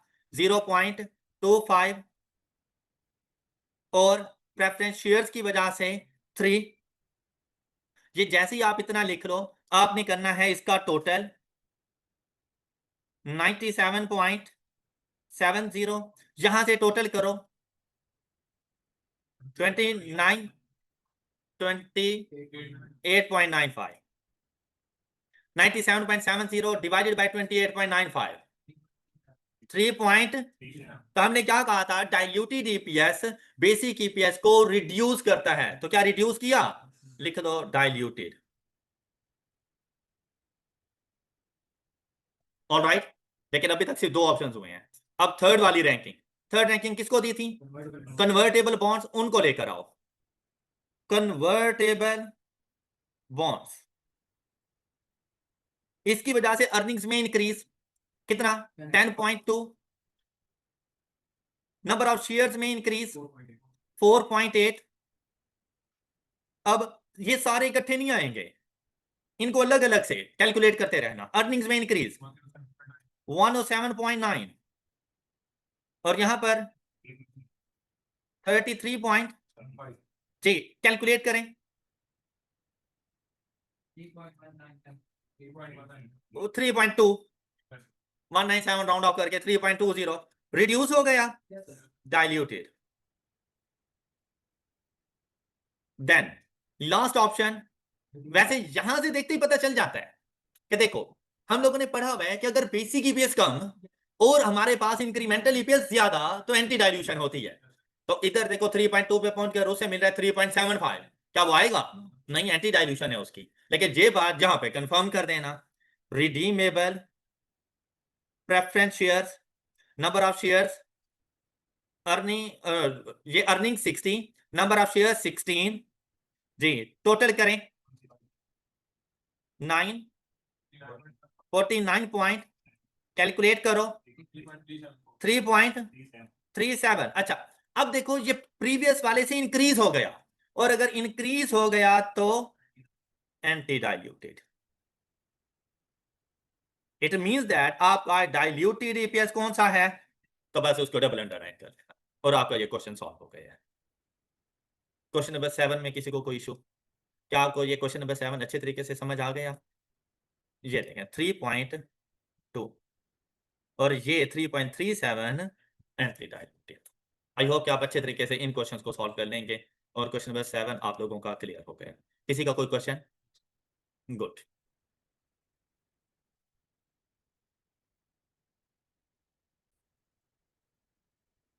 क्वेश्चन नंबर 8, मार्च 2025, बहुत इंपॉर्टेंट क्वेश्चन। जब भी आप लोगों के सामने कोई क्वेश्चन आए, आप लोगों ने पढ़नी है उसकी रिक्वायरमेंट्स। और जैसे ही आप लोग रिक्वायरमेंट्स में गए, यहां से आपको पता चला prepare the following using the क्या चीज, स्टेटमेंट ऑफ इनकम एंड, तो माइंड में क्लिक कर गया, इनकम एंड एक्सपेंडिचर किसके लिए होता है? एनपीओ के लिए। Income and expenditure for the year ending 31 December 2000, statement of financial position as at, और मार्क्स चेक करें, 18 मार्क्स हैं आप लोगों के पास। एनपीओ का क्वेश्चन आ गया। अब हमने देखना है कि इस जैसे क्वेश्चन को हम लोगों ने अटेम्प्ट कैसे करना है। आप लोग अपने वही मेन पेज के ऊपर जाओगे, वहां पर क्वेश्चन नंबर और फॉर्मेट्स वगैरह अपने पास बना लोगे कुछ इस तरह से। क्वेश्चन नंबर 8, मतलब वहां पर जो भी आपका क्वेश्चन नंबर होगा आप वो लिख देंगे बिल्कुल न्यू पेज पर क्वेश्चन नंबर। अच्छा, इसकी भी ना दो रिक्वायरमेंट्स थी। इधर आप लोग देखें फर्स्ट रिक्वायरमेंट, अच्छा नंबरिंग जैसे वो यूज कर रहे हैं ना आपने वैसे करनी है। मतलब वो लिख रहे हैं ना ए बी, आप ए बी लिखो। वो लिख रहे हैं 1 2, आप 1 2 लिखो। और अगर वो रोमन्स में लिख रहा है आप रोमन्स में लिखो। क्लियर? मतलब आपने उसको फॉलो करना है। ए में क्या बनाना है? Statement of income and expenditure. B में क्या बनाना है? Statement of financial position. देखें जरा, मैं आया यहां पर, सबसे पहले अपने बात देखो, business name. The business name is,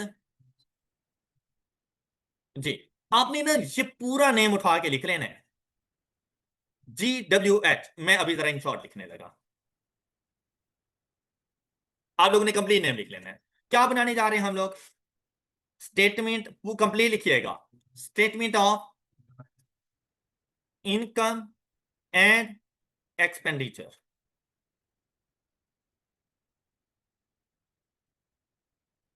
ji, for the year ended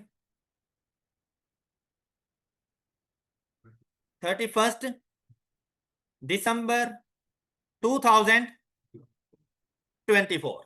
alright, rupees.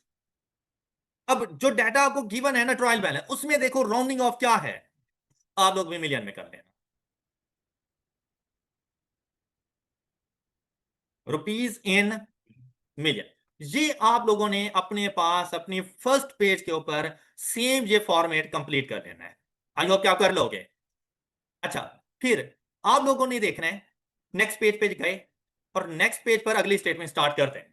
मतलब आप लोगों ने वेट नहीं करना कि ये कंप्लीट होगी तो अगली पर जाएंगे, ऐसा नहीं करना, अदरवाइज आप मार्क्स नहीं गेन कर पाओगे। अब आपने क्या करना है, यहां अगली स्टेटमेंट, ये मेरा अगला पेज है, statement of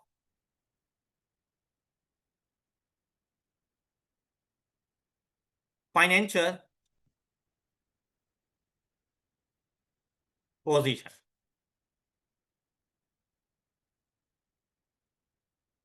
as at 31 December 2000 rupees in million. अच्छा, जब ये काम आपने कर लिया इतना, उसके बाद आपने कंप्लीट अपने क्वेश्चन को एक मरतबा रीड करना है, जरा एक्टिव रीडिंग। ऑलराइट, स्टार्ट करते हैं इसको रीड करना। क्या चीज गिवन है क्वेश्चन में? Trial balance. कब? और फाइनेंशियल स्टेटमेंट भी तब की बनानी है हमने। अच्छा, क्या क्या चीजें गिवन है इसमें? अच्छा, रीडिंग कुछ इस अंदाज से करनी है कि जब एडजस्टमेंट की बारी आए ना, तो आपको पता हो कि ट्रायल बैलेंस में क्या कुछ गिवन था। जैसा कि कैपिटल एसिड्स, एक्यूमुलेटेड डेप्रिसिएशन, और कैपिटल एसिड ना डेबिट साइड पर। तो भाई ये कैपिटल एसिड से मुराद आप लोगों के वो जर्नल फंड्स, इक्विटी वाले पोर्शन, इधर इक्विटी का वर्ड तो नहीं यूज करते हैं ना, ये एक्यूमुलेटेड फंड्स नहीं है। क्यों? कैसे मुझे पता चला? क्योंकि उनकी नेचर क्रेडिट होती है और ये डेबिट साइड पर है।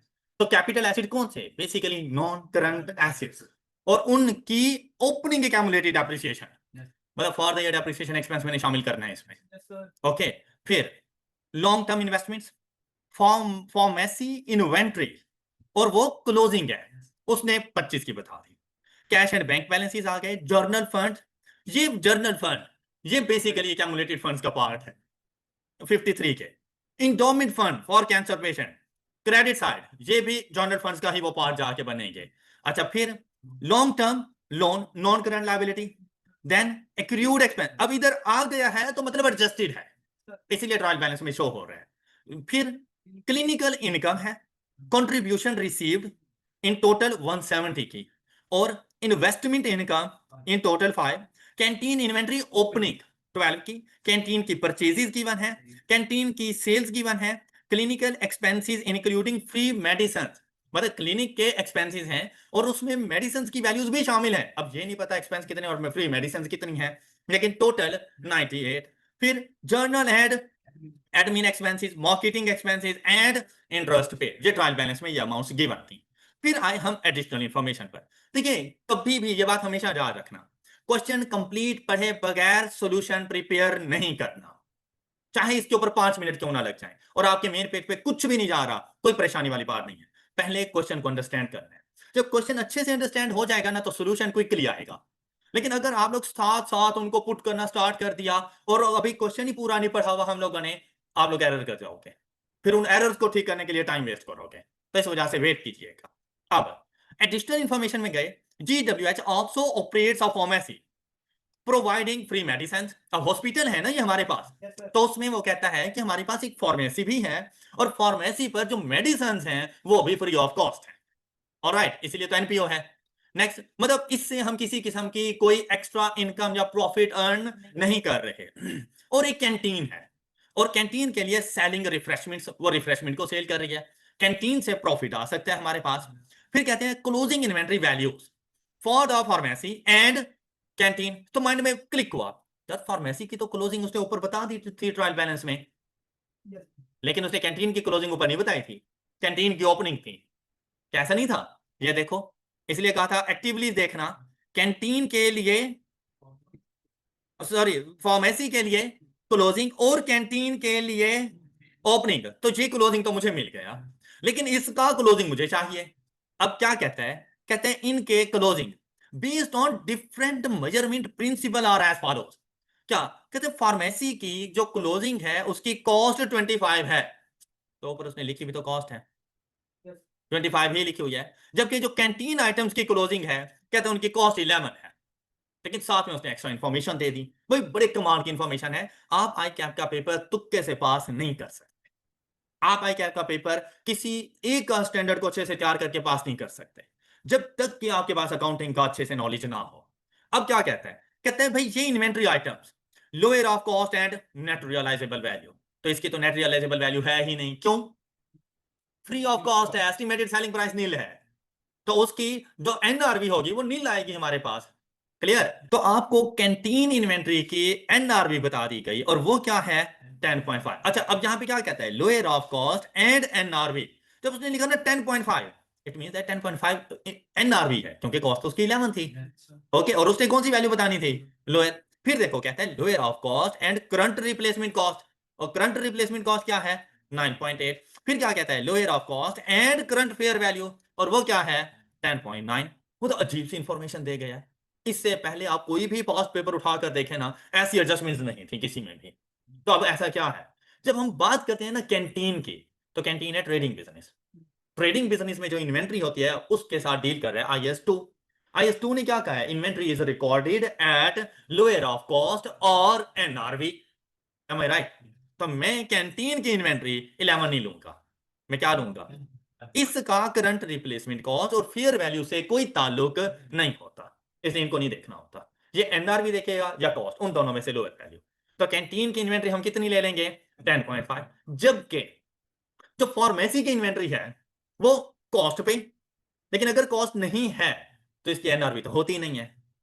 तो ये जाएगी अपनी करंट रिप्लेसमेंट कॉस्ट के ऊपर। ये किस पर जाएगी, करंट रिप्लेसमेंट कॉस्ट के ऊपर, जैसे फेयर वैल्यू पर नहीं जाती। ये जाएगी करंट रिप्लेसमेंट कॉस्ट, और करंट रिप्लेसमेंट कॉस्ट इन दोनों में से लो है, तो 25 पे नहीं रिकॉर्ड करना। किस पर रिकॉर्ड करना है, 22। तो आप देखिए, आपने इन्वेंट्री को कौन सी वैल्यू पे रिकॉर्ड किया हुआ था, और आपने इसको लेकर आना है कहां पर, 22। तो मतलब इन्वेंट्री में डिक्रीज 3 का, तो ये 3 का डिक्रीज तो हो जाना है, लेकिन आपको नहीं लगता आपका लॉस है। लॉस है तो एक्सपेंस है, तो आपके एक्सपेंसेस का पार्ट भी बनेगा। मेरी बात समझ आई है, ये 3 डिक्रीज इन फार्मेसी इन्वेंट्री, ये आपके एक्सपेंसेस का पार्ट बन जाएगा। मेरी बात क्लियर? और इन्वेंट्री रिकॉर्ड हो जाएगी कौन सी वैल्यू पर, ये वो बात है जो आपने क्वेश्चन पढ़ते हुए खुद को बतानी है कि मैं ऐसे करूंगा। नेक्स्ट पॉइंट पे गए, इन 2024 the GWX board of trustees passed a resolution requiring 30% of each year surplus। अब ये ना करंट ईयर की बात कर रहा है, मतलब इससे पहले ऐसी कोई चीज मौजूद नहीं थी। अब हम लोग ने ये डिसाइड किया है कि अपने सरप्लस का 30% हम एलोकेट कर रहे हैं to designated special fund called. तो वो जो मेरे पास मेरे जर्नल फंड्स, एक्यूमुलेटेड फंड्स का पोर्शन है, उसमें 2 चीजें तो पहले से शामिल थी। कौन कौन सी, कौन कौन सी, general funds and endowment fund, ये तो पहले से शामिल थे। एक तीसरा फंड इंट्रोड्यूस हो जाएगा और उसका नाम क्या होगा, हेल्थ केयर फंड। और इसमें वैल्यू क्या आएगी, जो सरप्लस बैलेंस होगा उसका 30%। तो ये तो उस टाइम आएगा ना जब इनकम एंड एक्सपेंडिचर कंप्लीट हो जाएगा, तब जाके रिकॉर्ड हो सकता है, उससे पहले रिकॉर्ड नहीं हो सकता। फिर नेक्स्ट, मतलब ये कोई मुश्किल पॉइंट नहीं है, आगे माइंड में क्लिक हुआ भाई, जो सरप्लस आएगा ना उसका 30% मैं लेकर चला जाऊंगा हेल्थ केयर फंड में, और रिमेनिंग 70% जर्नल फंड्स का पार्ट बन जाता है। क्लियर, वो जनरल फंड्स में ऐड हो जाएगा। नेक्स्ट वन इज, कितने इन्वेस्टमेंट इनकम, हाँ जी कितनी थी इन्वेस्टमेंट इनकम, ये देखो 5 की इन्वेस्टमेंट इनकम थी। वो जो लॉन्ग टर्म इन्वेस्टमेंट आपने की थी उस पर आपको इनकम हुई, उन्होंने बता दिया कि 5 की है, लेकिन यहां पे कहता है भाई इसमें 2 मिलियन शामिल है which is externally restricted and designated to be added to the endowment fund for. तो ये मैंने कहा रखा हुआ था, एक्यूमुलेटेड फंड्स का पार्ट है। तो जितना पहले बैलेंस है उसमें मैंने 2 मिलियन इसको दे देना है। तो इन्वेस्टमेंट इनकम मेरी 5 की नहीं है, 3 की है जो इनकम का पार्ट बनेगी। Clear? Next one is, no adjusting entries have been made for accrued administrative expenses. भाई कुछ एक्रूड एक्सपेंस उसने कर लिए थे, लेकिन उसके अलावा फिर कुछ और है जिसकी अभी तक एंट्री रिकॉर्ड नहीं की गई, और वो कौन से हैं, 2.5 मिलियन एडमिनिस्ट्रेटिव, तो मतलब एडमिनिस्ट्रेटिव एक्सपेंसेस में 2.5 मिलियन ऐड कर लूंगा, और प्रीपेड मार्केटिंग एक्सपेंसेस ऑफ 4.2, तो प्रीपेड मार्केटिंग एक्सपेंसेस में से 4.2 लेस कर दूंगा। मेरी बात क्लियर हुई? एक्रूड एक्सपेंस ऐड हो जाते हैं और प्रीपेड माइनस हो जाते हैं, और साथ में ये एक्रूड एक्सपेंस मेरी करंट लायबिलिटी का पार्ट बनेंगे और प्रीपेड मेरे करंट एसेट्स का पार्ट बनेंगे। ओके हो गई बात? Next one, contribution receive. तो कितनी कंट्रीब्यूशन रिसीव की, 170। क्या कहते हैं इस कंट्रीब्यूशन रिसीव का, कहते हैं इसमें कुछ चीजें शामिल हैं। ₹5 million was donated for the, तो इसमें तो 5 मिलियन तो उठाओ, वो तो दे दो इसको। ऑलराइट, बाकी बच गया 165। 165 का क्या करना है, ₹10 million was donated with the stipulation. 10 million was donated with the, मतलब कंडीशन लगा दी उसके ऊपर, स्टिपुलेशन से मुराद कंडीशन कौन सी, it must be used for free distribution of medicine during the, तो मेडिसिन के लिए डोनेशन आई हैं, for the year, during the year. तो ड्यूरिंग द ईयर हम लोग फ्री मेडिसिन डोनेट कर भी तो चुके हैं ना, तो डायरेक्टली इनकम का पार्ट बन जाएगा।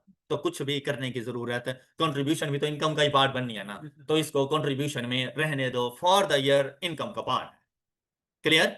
Next one, 13 million was contributed by a corporate donor to pay nurses salaries for the year 2000। हम कौन से ईयर में मौजूद हैं? तो इस साल की इनकम का पार्ट नहीं बनेगा। हम 170 में से लेस कर देंगे 13, पार्ट बना देंगे, उसके ऊपर किसी किस्म की कोई रिस्ट्रिक्शंस नहीं है। तो कंट्रीब्यूशन का पॉइंट आप सबको क्लियर हो गया।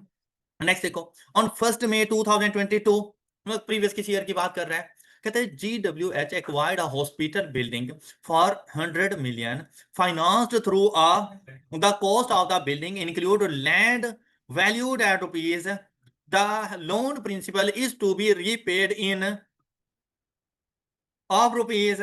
अब ये ना भी बताता तो हम फाइंड कर लेते कि टोटल लोन 100 का था, 5 instalment divided by 5 is equal to, लेकिन सिर्फ 20 नहीं जाना। इसके साथ हम लोगों ने जो फॉर द ईयर इंटरेस्ट होगा वो भी पे करेंगे एट द रेट ऑफ, और कब पे करते हैं? हर साल 30 अप्रैल को। क्यों? क्योंकि लोन लिया था और हर साल हमने इंस्टॉलमेंट पे करनी है, तो हर साल 30 अप्रैल को हम इंस्टॉलमेंट पे कर देते हैं। बात क्लियर हो गई? चलें अब रिमेनिंग हम लोग देख लेंगे, अब तक कितनी इंस्टॉलमेंट पे कर चुके हैं, रिमेनिंग इंस्टॉलमेंट कितनी है, इंटरेस्ट कितना बनना चाहिए और हम लोगों ने कितना चार्ज किया हुआ है उसकी कैलकुलेशन। और ये इस क्वेश्चन की सबसे अच्छी एडजस्टमेंट थी, मतलब बड़ी प्यारी एडजस्टमेंट है ये इसकी, जिसके बारे में अभी हम लोग कैलकुलेशंस करेंगे। नेक्स्ट गए, कहते हैं ऑन 1 अक्टूबर 2024, मतलब ड्यूरिंग द ईयर कोई बात कर रहा है क्या? Medical equipment with a fair value of rupees, medical equipment वगैरह 40 million was received as a, तो non current assets received as a donation. तो उसके लिए हम लोग क्या करते हैं कि हम उसको रिकॉर्ड करते हैं इक्विपमेंट के तौर पर, उसको इनकम का भी पार्ट बनाना होता है, लेकिन over the period of useful life of an asset तब तक हम उसको डेफर करके रखते हैं। ओके, अच्छा फिर मतलब ये सारी की सारी इनकम का पार्ट नहीं बनने वाली। Equipment was put into use immediately, मतलब कब? 1 अक्टूबर, but has not yet been recorded in the books. It means that कि वो जो उसने मुझे कैपिटल एसिड बताए थे 50 150 के, उसमें 40 शामिल नहीं है। बात क्लियर? दूसरी बात, जब उसने क्यूमुलेटिव डेप्रिसिएशन बता दी तो ये 140 कॉस्ट ऑफ द एसेट्स है। ओके, नेक्स्ट वन इज, कहते हैं the building is depreciated at the rate of, वो जो ऊपर ये बिल्डिंग की बात की थी इस पॉइंट में, कहते हैं इसको 6% पर डेप्रिशिएट करना using while other capital asset, इसके अलावा जितने भी बाकी हैं उनको डेप्रिशिएट करना एट पर एनम यूजिंग, अब हमें क्या पता कौन कौन से एसिड्स हैं कैसे हैं, मतलब 150 है, उसमें से बिल्डिंग अलग करो, उसको स्ट्रेट लाइन पर करो, जो रिमेनिंग एसिड्स हैं उनको रिड्यूसिंग बैलेंस मेथड 10% पे डेप्रिशिएट करो। क्वेश्चन पढ़ लिया। क्वेश्चन में अगर आप लोग देखें, अब चलते हैं इनके सॉल्यूशन की तरफ। जब सॉल्यूशन की तरफ गए ना हम लोग, तो मुझे पता चला कि भाई ये जो कैपिटल एसिड्स हैं, इस कैपिटल एसिड्स में सिंपली 140 मैंने ऐड कर देना है, सॉरी 40 मैंने ऐड कर देना है, तो इसकी वैल्यू क्या बन जाएगी?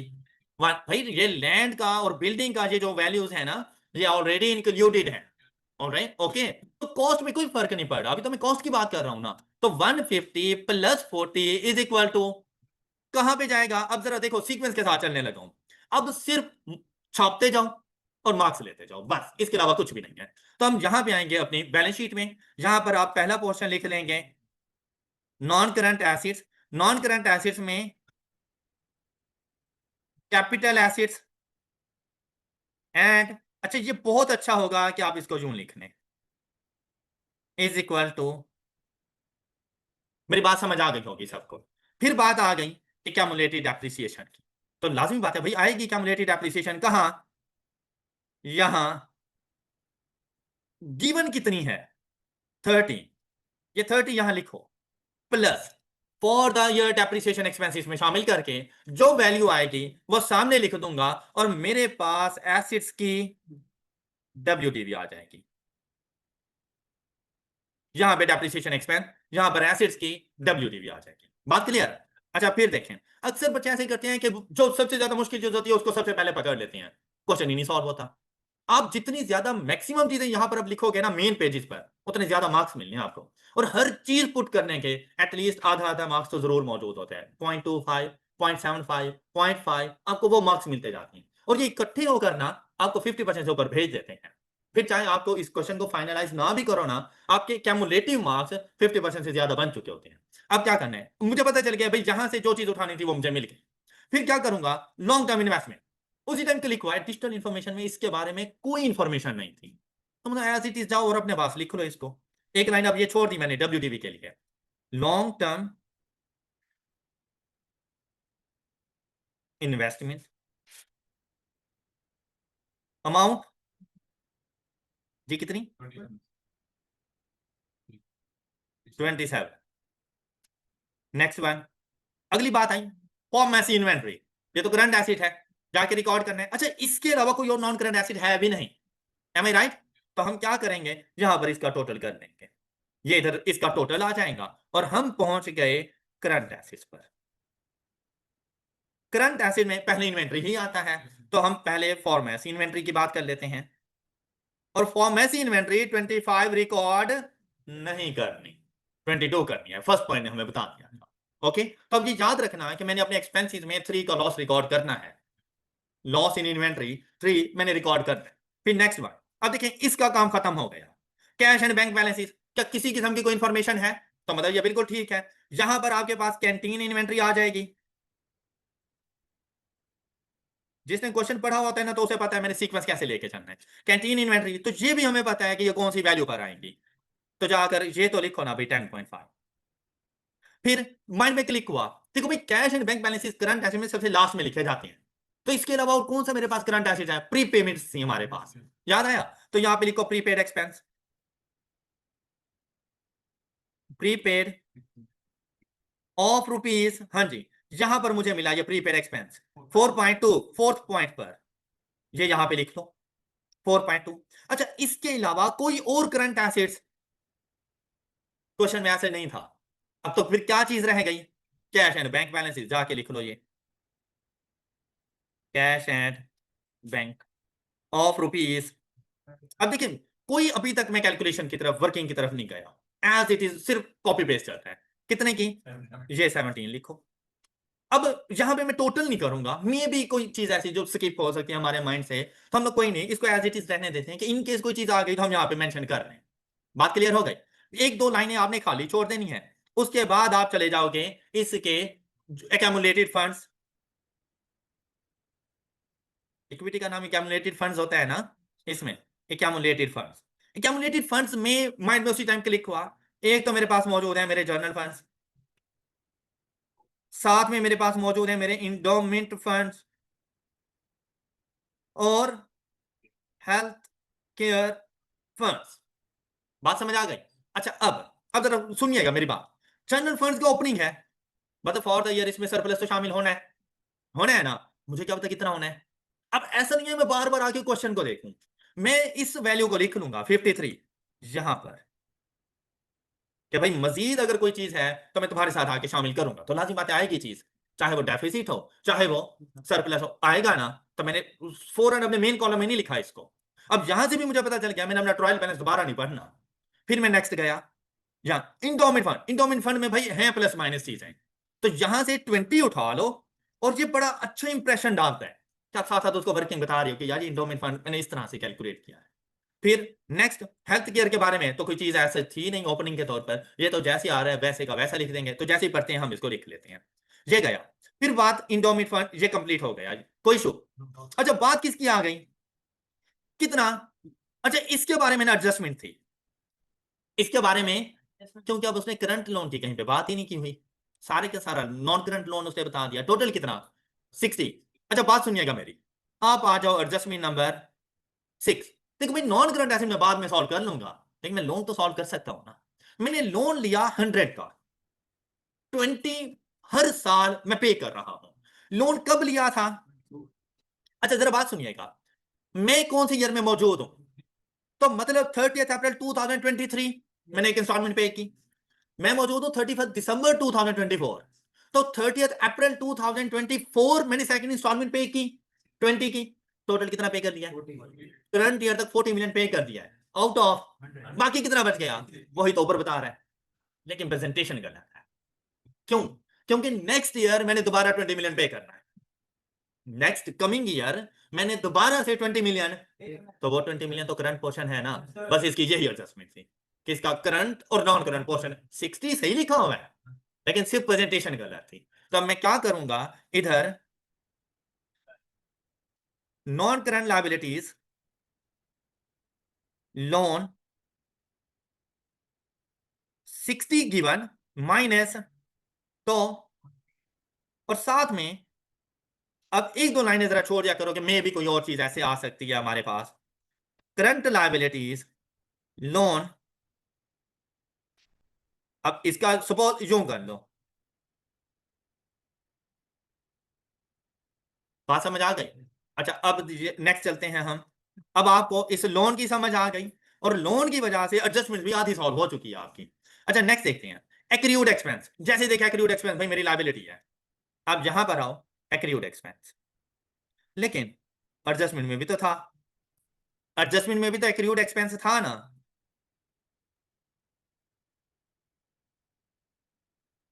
एक्रियूड एक्सपेंस इसने कितना बताया? टू। तो जो एडजस्टमेंट में है वो ऐड कर दो। अब इतनी एडजस्टमेंट तो लिख सकते हो ना, कितना उसने बताया हुआ था एडजस्टमेंट के अंदर एक्रियूड एक्सपेंस? 2.5, वो इसमें शामिल कर दो। 4 पॉइंट, कोई इशू।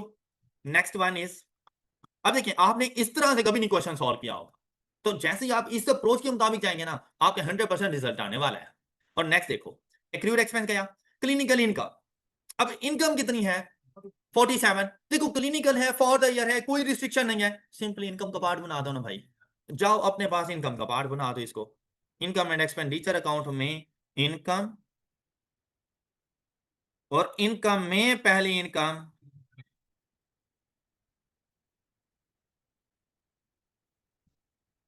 अच्छा, क्लिनिकल इनकम में किसी किस्म की कोई चेंजेस की जरूरत नहीं थी, कोई एडजस्टमेंट नहीं थी, तो कितना? 47। जी, next one is contribution receive, income है लेकिन आफ्टर एडजस्टमेंट्स, तो कैसे? यहां पर देखो, कंट्रीब्यूशन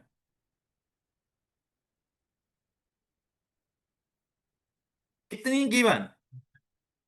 अच्छा, अब आ जाओ एडजस्टमेंट्स पर। हाँ जी, 5 मिलियन शामिल नहीं करना, कहां शामिल करना है? इंडोमेंट में। यहां से 5 मिलियन निकालो, और इंडोमेंट को जाके 5 मिलियन दे दो, एडजस्टमेंट हो गई।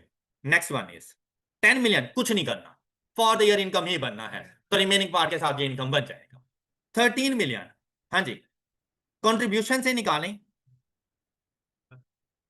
और अब ये क्योंकि अगले साल से रिलेट कर रही है, और अब हमारे ऊपर एक लाइबिलिटी आ चुकी है, तो लाइबिलिटीज में जाएंगे, और contribution for salary is equal to 30।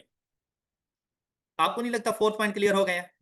और बाकी जितनी इनकम मेरे पास मौजूद है, वो सारी की सारी इनकम का कंट्रीब्यूशन इनकम का पार्ट बन जाएगी, विच इज इक्वल टू 152। ये लिख लो 152, साथ में एडजस्टमेंट भी हो गई उसकी। Next, investment income, total 5 income का पार्ट बनेगी, लेकिन इसके ऊपर भी एक रिस्ट्रिक्शन थी। 2 मिलियन किसको देना है? इंडोमेंट फंड को। तो इंडोमेंट फंड से कहो कि ये लो भाई तुम्हारे हो गए मजे, 2 मिलियन और संभालो। ओके, और इनकम में आओ, किस नेम से? Investment income. और ये हमेशा याद रखना है कि आपने ये एडजस्टमेंट बतानी है। क्लियर? नेक्स्ट वन इज, अब देखिए जैसे जैसे मेरा ट्रायल बैलेंस चलता जा रहा है, वैसे वैसे मेरी एडजस्टमेंट भी सॉल्व हो रही हैं। और साथ देखो, मैं इनकम एंड एक्सपेंडिचर और बैलेंस शीट दोनों को साथ लेके चल रहा हूं। तो नेक्स्ट वन इज कैंटीन की इन्वेंट्री ओपनिंग। भाई इसका ताल्लुक है कैंटीन के ट्रेडिंग अकाउंट के साथ, कैंटीन के, तो जाके ट्रेडिंग अकाउंट बना लेते हैं। क्यों? अब हम डायरेक्टली इनकम नहीं लिख सकते, हम कैंटीन के प्रॉफिट को इनकम का पार्ट बनाएंगे। तब हम क्या करेंगे, एक छोटी सी वर्किंग बनाएंगे, इसके बाद हम लोग चले जाएंगे जरा वर्किंग के पोर्शन में। Working one, trading account for canteen. अच्छा भाई, बड़ा सिंपल सा है, जैसे क्वेश्चन पढ़ा था, क्या आपको सेल्स का पता चल नहीं गया था? कैंटीन की सेल्स कितनी? ये लिख लो 20, कॉस्ट ऑफ सेल। हाँ जी, कॉस्ट ऑफ सेल कैसे आती है? Opening inventory. अच्छा, तो ओपनिंग इन्वेंट्री अभी गिवन थी, कितनी? 12। इसमें कोई एडजस्टमेंट नहीं थी, एज इट इज 12 लिखेंगे। कैंटीन की purchases is equal to 14, sales पहले ही रिकॉर्ड कर ली। और कैंटीन की क्लोजिंग इन्वेंट्री, जी 10.5। अच्छा, जब यहां पे क्लोजिंग को कम कर दिया, cost of sale automatically adjust हो गई, तो इसका लॉस रिकॉर्ड करने की जरूरत नहीं है। एनआरवी लॉस ट्रेडिंग अकाउंट में ऑटोमेटिकली कॉस्ट ऑफ सेल का पार्ट बन जाता है, इसको अलग से रिकॉर्ड करने की जरूरत नहीं होती। तो ऐसा नहीं है कि 11 माइनस 10.5 तो इज इक्वल टू, आप ऐसा करो नहीं, यहां से कॉस्ट ऑफ सेल फाइंड करोगे विच इज इक्वल टू, ये आपने लेस किया, कैंटीन के किसी किस्म के कोई एक्सपेंसेस की बात नहीं की गई थी, तो यही उसका प्रॉफिट है, और ये जाके इनकम का पार्ट बना दो, प्रॉफिट फ्रॉम कैंटीन। कहां से पता चला है? और ये जरूर बताना 4.5, और यहां से देखो कैंटीन परचेज सेल यहां तक कंप्लीट हो गया। Next one is clinical expenses including free medicine. Okay, तो भाई इससे अगर हमें किसी किस्म की कोई कंट्रीब्यूशन मिली थी तो वो तो इनकम का पार्ट बन चुकी है, तो फ्री मेडिसिन अगर एक्सपेंस के तौर पर अब लेकर चले जाओ। ओके, तो अब एक्सपेंसेस की बात आ गई। देखो भाई, कुछ लाइनें छोड़ देना, मे भी कोई इनकम हमारे जहन में आ जाए, तो 2-3 लाइनें एक्स्ट्रा मजीद छोड़कर आप लोगों ने अपने एक्सपेंसेस स्टार्ट करनी है। एक्सपेंसेस में पहले आ गए क्लिनिकल एक्सपेंसेस, कितने गिवन हैं? कितने गिवन हैं? 98, एग्जैक्ट 98 नहीं लिखना, क्योंकि क्लिनिकल एक्सपेंसेस में फार्मेसी की इन्वेंट्री का लॉस भी तो है। जब फ्री मेडिसिन इसी में आ रही है तो इन्वेंट्री का लॉस भी तो इसी में आना चाहिए, तो ऐड कर दो कितना लॉस आ रहा है 3 का, तो ये एक्सपेंस कितना बन गया, पर इस बात का ख्याल करें। अदरवाइज अलग clinical expense 98 and loss of pharmacy inventory 25 minus 22 is equal to 3, दोनों अलग अलग पॉइंट भी लिखे जा सकते हैं, आप पे डिपेंड करता है। Any problem? Next one is journal and administrative expense, ये लें जी, इधर लिख दिए जर्नल एंड एडमिन एक्सपेंस। अच्छा जी, जैसे ये लिखने लगे ना, माइंड में क्लिक हुआ, यार इसका कोई अक्रूवल या प्रीपेड था, याद आया है? तो मैं इसको ना टोटल जाके नहीं लिख दूंगा, ये कितना है मेरे पास 45.6। अब देखो जरा अपनी एडजस्टमेंट्स, तो उसने क्या कहा था कि भाई एडमिनिस्ट्रेटिव एक्सपेंसेस 2.5 मिलियन के एक्रियूड हैं, तो क्या करूंगा, प्लस एक्रियूड है तो करंट लायबिलिटी वो हम लोग पहले से रिकॉर्ड कर चुके हैं। मेरी बात समझ आ रही है सब बच्चों को? तो आपने 2.5 ऐड किया, इसके अलावा और कोई एडजस्टमेंट नहीं है इसमें, तो ये टोटल कितने हो गए 48 पॉइंट। जी, नेक्स्ट हमारे पास आ जाएंगे मार्केटिंग एक्सपेंसेस 15.2,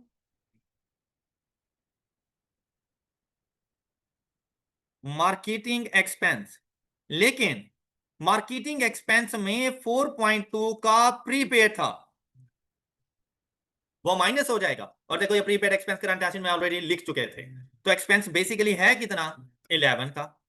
नेक्स्ट देखें इंटरेस्ट पेड, इंटरेस्ट, बस यहां पे हमें गड़बड़ नजर आ गई, इंटरेस्ट एक्सपेंस तो जाएगा लेकिन ये अमाउंट नहीं जाएगी। अब क्या करना है, ये देखो यहां पे लिखो interest, it means that interest prepaid तो हो नहीं सकता, M I right? Interest expense कितना 3.2, जो पे कर दिया है भाई वो तो होगा, लेकिन ये वो है जो ड्यूरिंग द ईयर आपने पे किया। मेरी बात समझ आ गई? क्या इंटरेस्ट पे ड्यूरिंग द ईयर, अब जरा बात सुनिएगा, आप लोगों ने ये इंटरेस्ट पे कब किया होगा, ये इंटरेस्ट पे कब किया होगा 30 अप्रैल 2024, जब आप लोगों ने लोन रीपे किया, इंटरेस्ट भी तो उस टाइम पे किया होगा। इट मींस दैट 30 अप्रैल से लेकर 31 दिसंबर तक का इंटरेस्ट अभी तक पे नहीं किया गया, क्योंकि ये पे होना है 30 अप्रैल 2025 में। मेरी बात समझ आई? मतलब 8 मंथ्स का इंटरेस्ट एक्रियूड है, 8 मंथ्स का इंटरेस्ट, लेकिन कौन सी वैल्यू पर? अब 100 का 12% ना ले लेना, 30 अप्रैल 2004 को आपके लोन की अमाउंट कितनी बच गई, तो 60 पे इंटरेस्ट चार्ज होना है ना अगले साल के लिए, तो 60 मल्टीप्लाइड बाय 12% मल्टीप्लाइड बाय, अब क्योंकि ये इंटरेस्ट एक्रियूड है तो करंट लायबिलिटीज का पार्ट बन जाएगा। इंटरेस्ट एक्रूड कैसे आएगा? 60 multiplied by is equal to, तो भैया 4.8 आपके इस इंटरेस्ट का हिस्सा भी तो बनेगा ना एक्सपेंसेस का। तो टोटल आपके पास इंटरेस्ट एक्सपेंस कितना आ गया? ये ऐसा पॉइंट था जो छुपा हुआ था, जो स्टूडेंट अक्सर स्किप कर जाते हैं इस चीज को। अब हमें कैसे पता चला? इंटरेस्ट एक्सपेंस नहीं लिखा हुआ था उसने, उसने कहा था इंटरेस्ट पेड है। तो interest paid income and expenditure account का पार्ट नहीं बनता। हाँ जी। अच्छा, ये जो पेड है ना 3.2, ये फॉर द ईयर है, मतलब ये जो ड्यूरिंग द पीरियड हम लोगों ने पे किया है ये सिर्फ उससे रिलेट कर रहा है, फॉर द पीरियड, मतलब ये पिछले पूरे साल का नहीं है। मेरी बात समझ आई? अच्छा, फिर दूसरी बात, पिछले साल का पेबल तो 80 नहीं बन रहा था, 80 मल्टीप्लाइड बाय 12% करना। पिछले साल जो मेरे पास नॉन करंट लायबिलिटी थी 30 अप्रैल को, वो 80 बच गई थी ना, 80 मल्टीप्लाइड बाय 12%। तो भाई मैंने अप्रैल को पे 9.6 किया है, उसमें से ड्यूरिंग द पीरियड 3.2 है, वहां से मुझे पता चला है पूरे साल का पे करना था ना। तो वो पिछले साल तो मैंने 80 के ऊपर कैलकुलेट किया होगा, वो 9.6, जबकि यहां पे अगर होता 9.6 तो मैं ओपनिंग एक्रूड इंटरेस्ट को भी एडजस्ट करता। मेरी बात समझ आई है सबको? चलो नेक्स्ट वन। अच्छा, अब देखो क्या ट्रायल बैलेंस ओके हो नहीं गया? अच्छा, जैसे ही ट्रायल बैलेंस आप लोगों का ओके हुआ, यहां देखें कितना सारा क्वेश्चन आप लोगों का सॉल्व हो चुका है। ये देखें, आपको लगता नहीं है कि इसने यार आधे नंबर तो दे ही जानी है? अब आएंगे एडजस्टमेंट्स के ऊपर। एडजस्टमेंट से पूछा, हाँ भाई हो गई एडजस्ट, हो गई भाई। नेक्स्ट वन इज, नेक्स्ट वाले से पूछा, हमने कहा भाई तुम तो वेट करो ना, तुम तो आओगे सबसे लास्ट में, चहीते हो तुम, जब तक सरप्लस नहीं आता तब तक 30% कैसे फाइंड करूं भाई उसका? क्लियर? फिर नेक्स्ट वाली, हाँ भाई हो गई एडजस्ट। फिफ्थ वन हो गई। सिक्स्थ वन कर लेते हैं। ये आई ना मतलब मजेदार सी एडजस्टमेंट। इसमें क्या कहता है? कहते हैं कि भाई 100 मिलियन आपके जो कैपिटल एसेट्स हैं, उसमें से 100 मिलियन वो है लैंड एंड बिल्डिंग। उस 100 मिलियन में से भी 30 मिलियन की है लैंड जो कि डेप्रिशिएट नहीं होगी। ओके, तो मतलब 70 मिलियन डेप्रिशिएट होता है at the rate of 6% straight line basis. तो मतलब कि ये जो क्यूमुलेटिव डेप्रिसिएशन उसने हमें बताई हुई है, उसमें बिल्डिंग की क्यूमुलेटिव डेप्रिसिएशन भी शामिल है। जो उसने कहा था ना कि रिमेनिंग एसिड के ऊपर रिड्यूसिंग बैलेंस मेथड, तो बेसिकली ये देखो, ये जो एडजस्टमेंट आपको नजर आ रही है, पूरा आया 16 चेक कर लिया उसने, क्या आपको आया 16 आता है या नहीं आता? सिर्फ इवैल्यूएशन ही नहीं चेक की ना, डेप्रिसिएशन से उसने ये चेक कर लिया आया 16 आता है या नहीं आता। अब क्या करना है हम लोगों ने? भाई हम लोगों ने अपने कैपिटल एसिड्स को उठाया, उसकी कॉस्ट को, उसमें से माइनस कर दी लैंड एंड बिल्डिंग, तो अदर एसिड्स की कॉस्ट कितनी बच गई? ये बात आपको समझ आ गई होगी। हमने इस कैपिटल एसिड की एक्यूमुलेटेड डेप्रिसिएशन को उठाया 30, ओपनिंग है, इसमें से बिल्डिंग की एक्यूमुलेटेड डेप्रिसिएशन लेस कर ली, तो बिल्डिंग की एक्यूमुलेटेड डेप्रिसिएशन है कितनी, वो कैलकुलेट करते हैं। बिल्डिंग डेप्रिशिएट हुई 70 multiplied bye 6% multiplied by first मे को आई थी इन ईयर 2022, तो ये 8 मंथ्स के लिए डेप्रिशिएट हुई इन ईयर 2022 मल्टीप्लाइड बाय 8/12। वैल्यू कितनी आ गई? ये 2.8 से डेप्रिशिएट हुई इन ईयर 2000, तो ये तो 2023 में भी डेप्रिशिएट हुई होगी, लेकिन 2023 में 70 multiplied by is equal to, तो ओपनिंग में टोटल कितनी डेप्रिशिएट हो चुकी है? ऑलराइट, तो इस 30 में 7 मिलियन डेप्रिसिएशन ऑफ बिल्डिंग है। बात क्लियर हुई? माइनस कर दो, तो अदर एसिड की एक्यूमुलेटेड डेप्रिसिएशन कितनी? 23। और इन अदर एसिड के ऊपर हम लोगों ने जाके चार्ज करनी है रिड्यूसिंग बैलेंस मेथड, तो इनकी WDV चेक करो, इनका विच इज इक्वल टू ये depreciation expense for the year other assets, other capital assets. बात क्लियर हुई? प्लस बिल्डिंग ने भी तो डेप्रिशिएट होना है ना, कितनी? 7 multiplied by is equal to,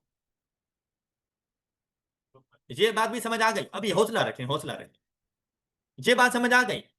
आपके पास एक इक्विपमेंट भी तो आया है 40, तो देखो ये क्या 40 नहीं डेप्रिशिएट होगा? अच्छा, ये 40 मैंने ओपनिंग में क्यों नहीं शामिल किया? क्योंकि ये भी तो अदर एसिड था, क्योंकि ये ड्यूरिंग द ईयर है, from the start of year नहीं है, इसके ऊपर टाइम फ्रैक्शन लगना था, ऐसा नहीं था। तो 40 मल्टीप्लाइड बाय 10%, अदर एसिड है रिड्यूसिंग बैलेंस मेथड 10%, लेकिन मल्टीप्लाइड बाय 3/12, ये है depreciation expense for the period 7.9, depreciation expense for the period. एक तो ये चला जाएगा एक्सपेंसेस। अच्छा, ये सारी वर्किंग आपने इधर वर्किंग का पार्ट बना लेनी थी। एक्सपेंसेस में डेप्रिसिएशन एक्सपेंस, समझ लें ये वर्किंग 2 है, वो जितनी वर्किंग मैंने यहां पे लिखी है ये सारी आपने वर्किंग 2 का पार्ट बना लेनी है, और यहां पे आप लिख दोगे 7.9 for the year depreciation expense. Accumulated depreciation में शामिल कर दो टोटल एक्यूमुलेटेड डेप्रिसिएशन 37.9, इसमें से लेस हो गई 190 में से माइनस कर दें 152.1 प्लस 27 179 पॉइंट, ये है आपके नॉन करंट एसेट्स। क्लियर होगी बात? किसी को डाउट? बात खत्म ना हो गई? देखिए क्या ये सारा सॉल्व हो नहीं गया? अब हो गया ना? अच्छा, नेक्स्ट वन इज, अब इधर अगर बात करें तो भाई आपकी ये जो इक्विपमेंट था ये तो कंट्रीब्यूशन के तौर पे आया था, डोनेशन थी, डोनेशन थी, तो आप इस पर कितनी डेप्रिसिएशन चार्ज कर चुके हो, इनकम का पार्ट बन जाएगा। डोनेशन एज इनकम रिसीव्ड नहीं, कितनी, ये लिख लो फॉर इक्विपमेंट,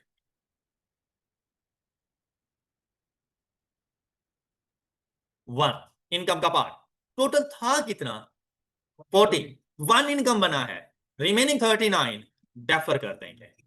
एसिड नहीं है भाई, एसिड तो पहले बना हुआ है, मजीद एसिड रिकॉर्ड करोगे तो एसिड ओवरस्टेट हो जाएगा, लायबिलिटी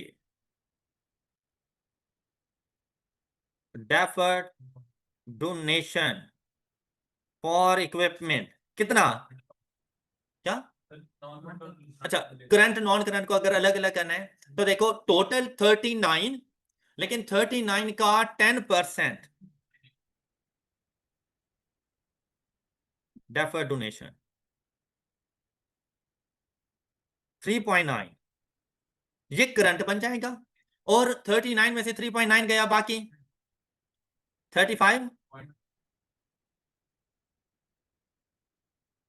35, ठीक है।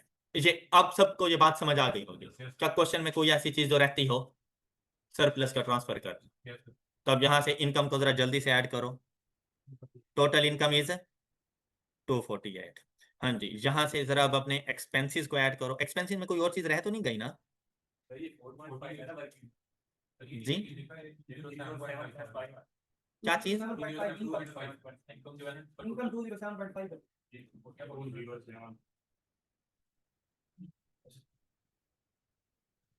207.5, कैलकुलेशन तो ठीक से करके दो ना यार। अच्छा जी, नेक्स्ट वन इज,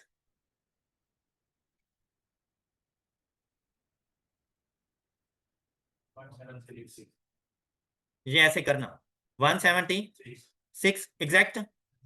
अच्छा जी, नेक्स्ट, यहां से ये लेस किया 31.5, डबल अंडरलाइन सरप्लस,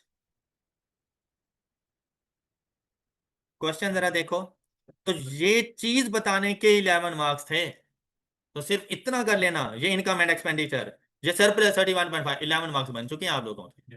अच्छा, फिर 31.5 ने जर्नल फंड्स का पार्ट बनना है, लेकिन 31.5 का 70% विच इज इक्वल टू, ये नहीं नहीं, अब ये टोटल बता दो ना, 53 प्लस दिस 75.05।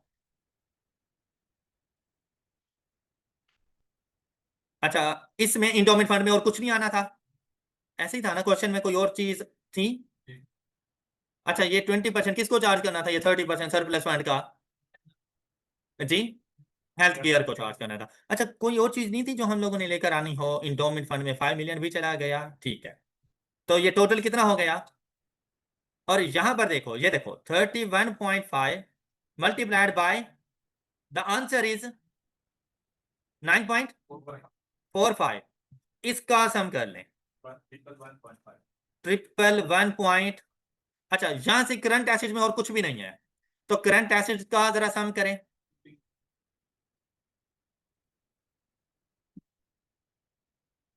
53.7, ये दोनों जरा ऐड करें। 179.153.7, 232.8। अब यहां से एक्यूमुलेटेड फंड्स का सम है 111.5। साथ में आप लोगों ने नॉन करंट लायबिलिटीज का सम किया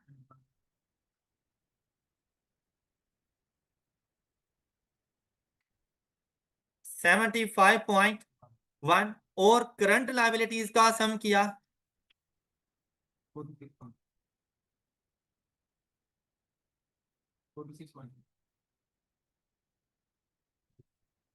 46.2। अच्छा, अब इन तीनों को ऐड कर दो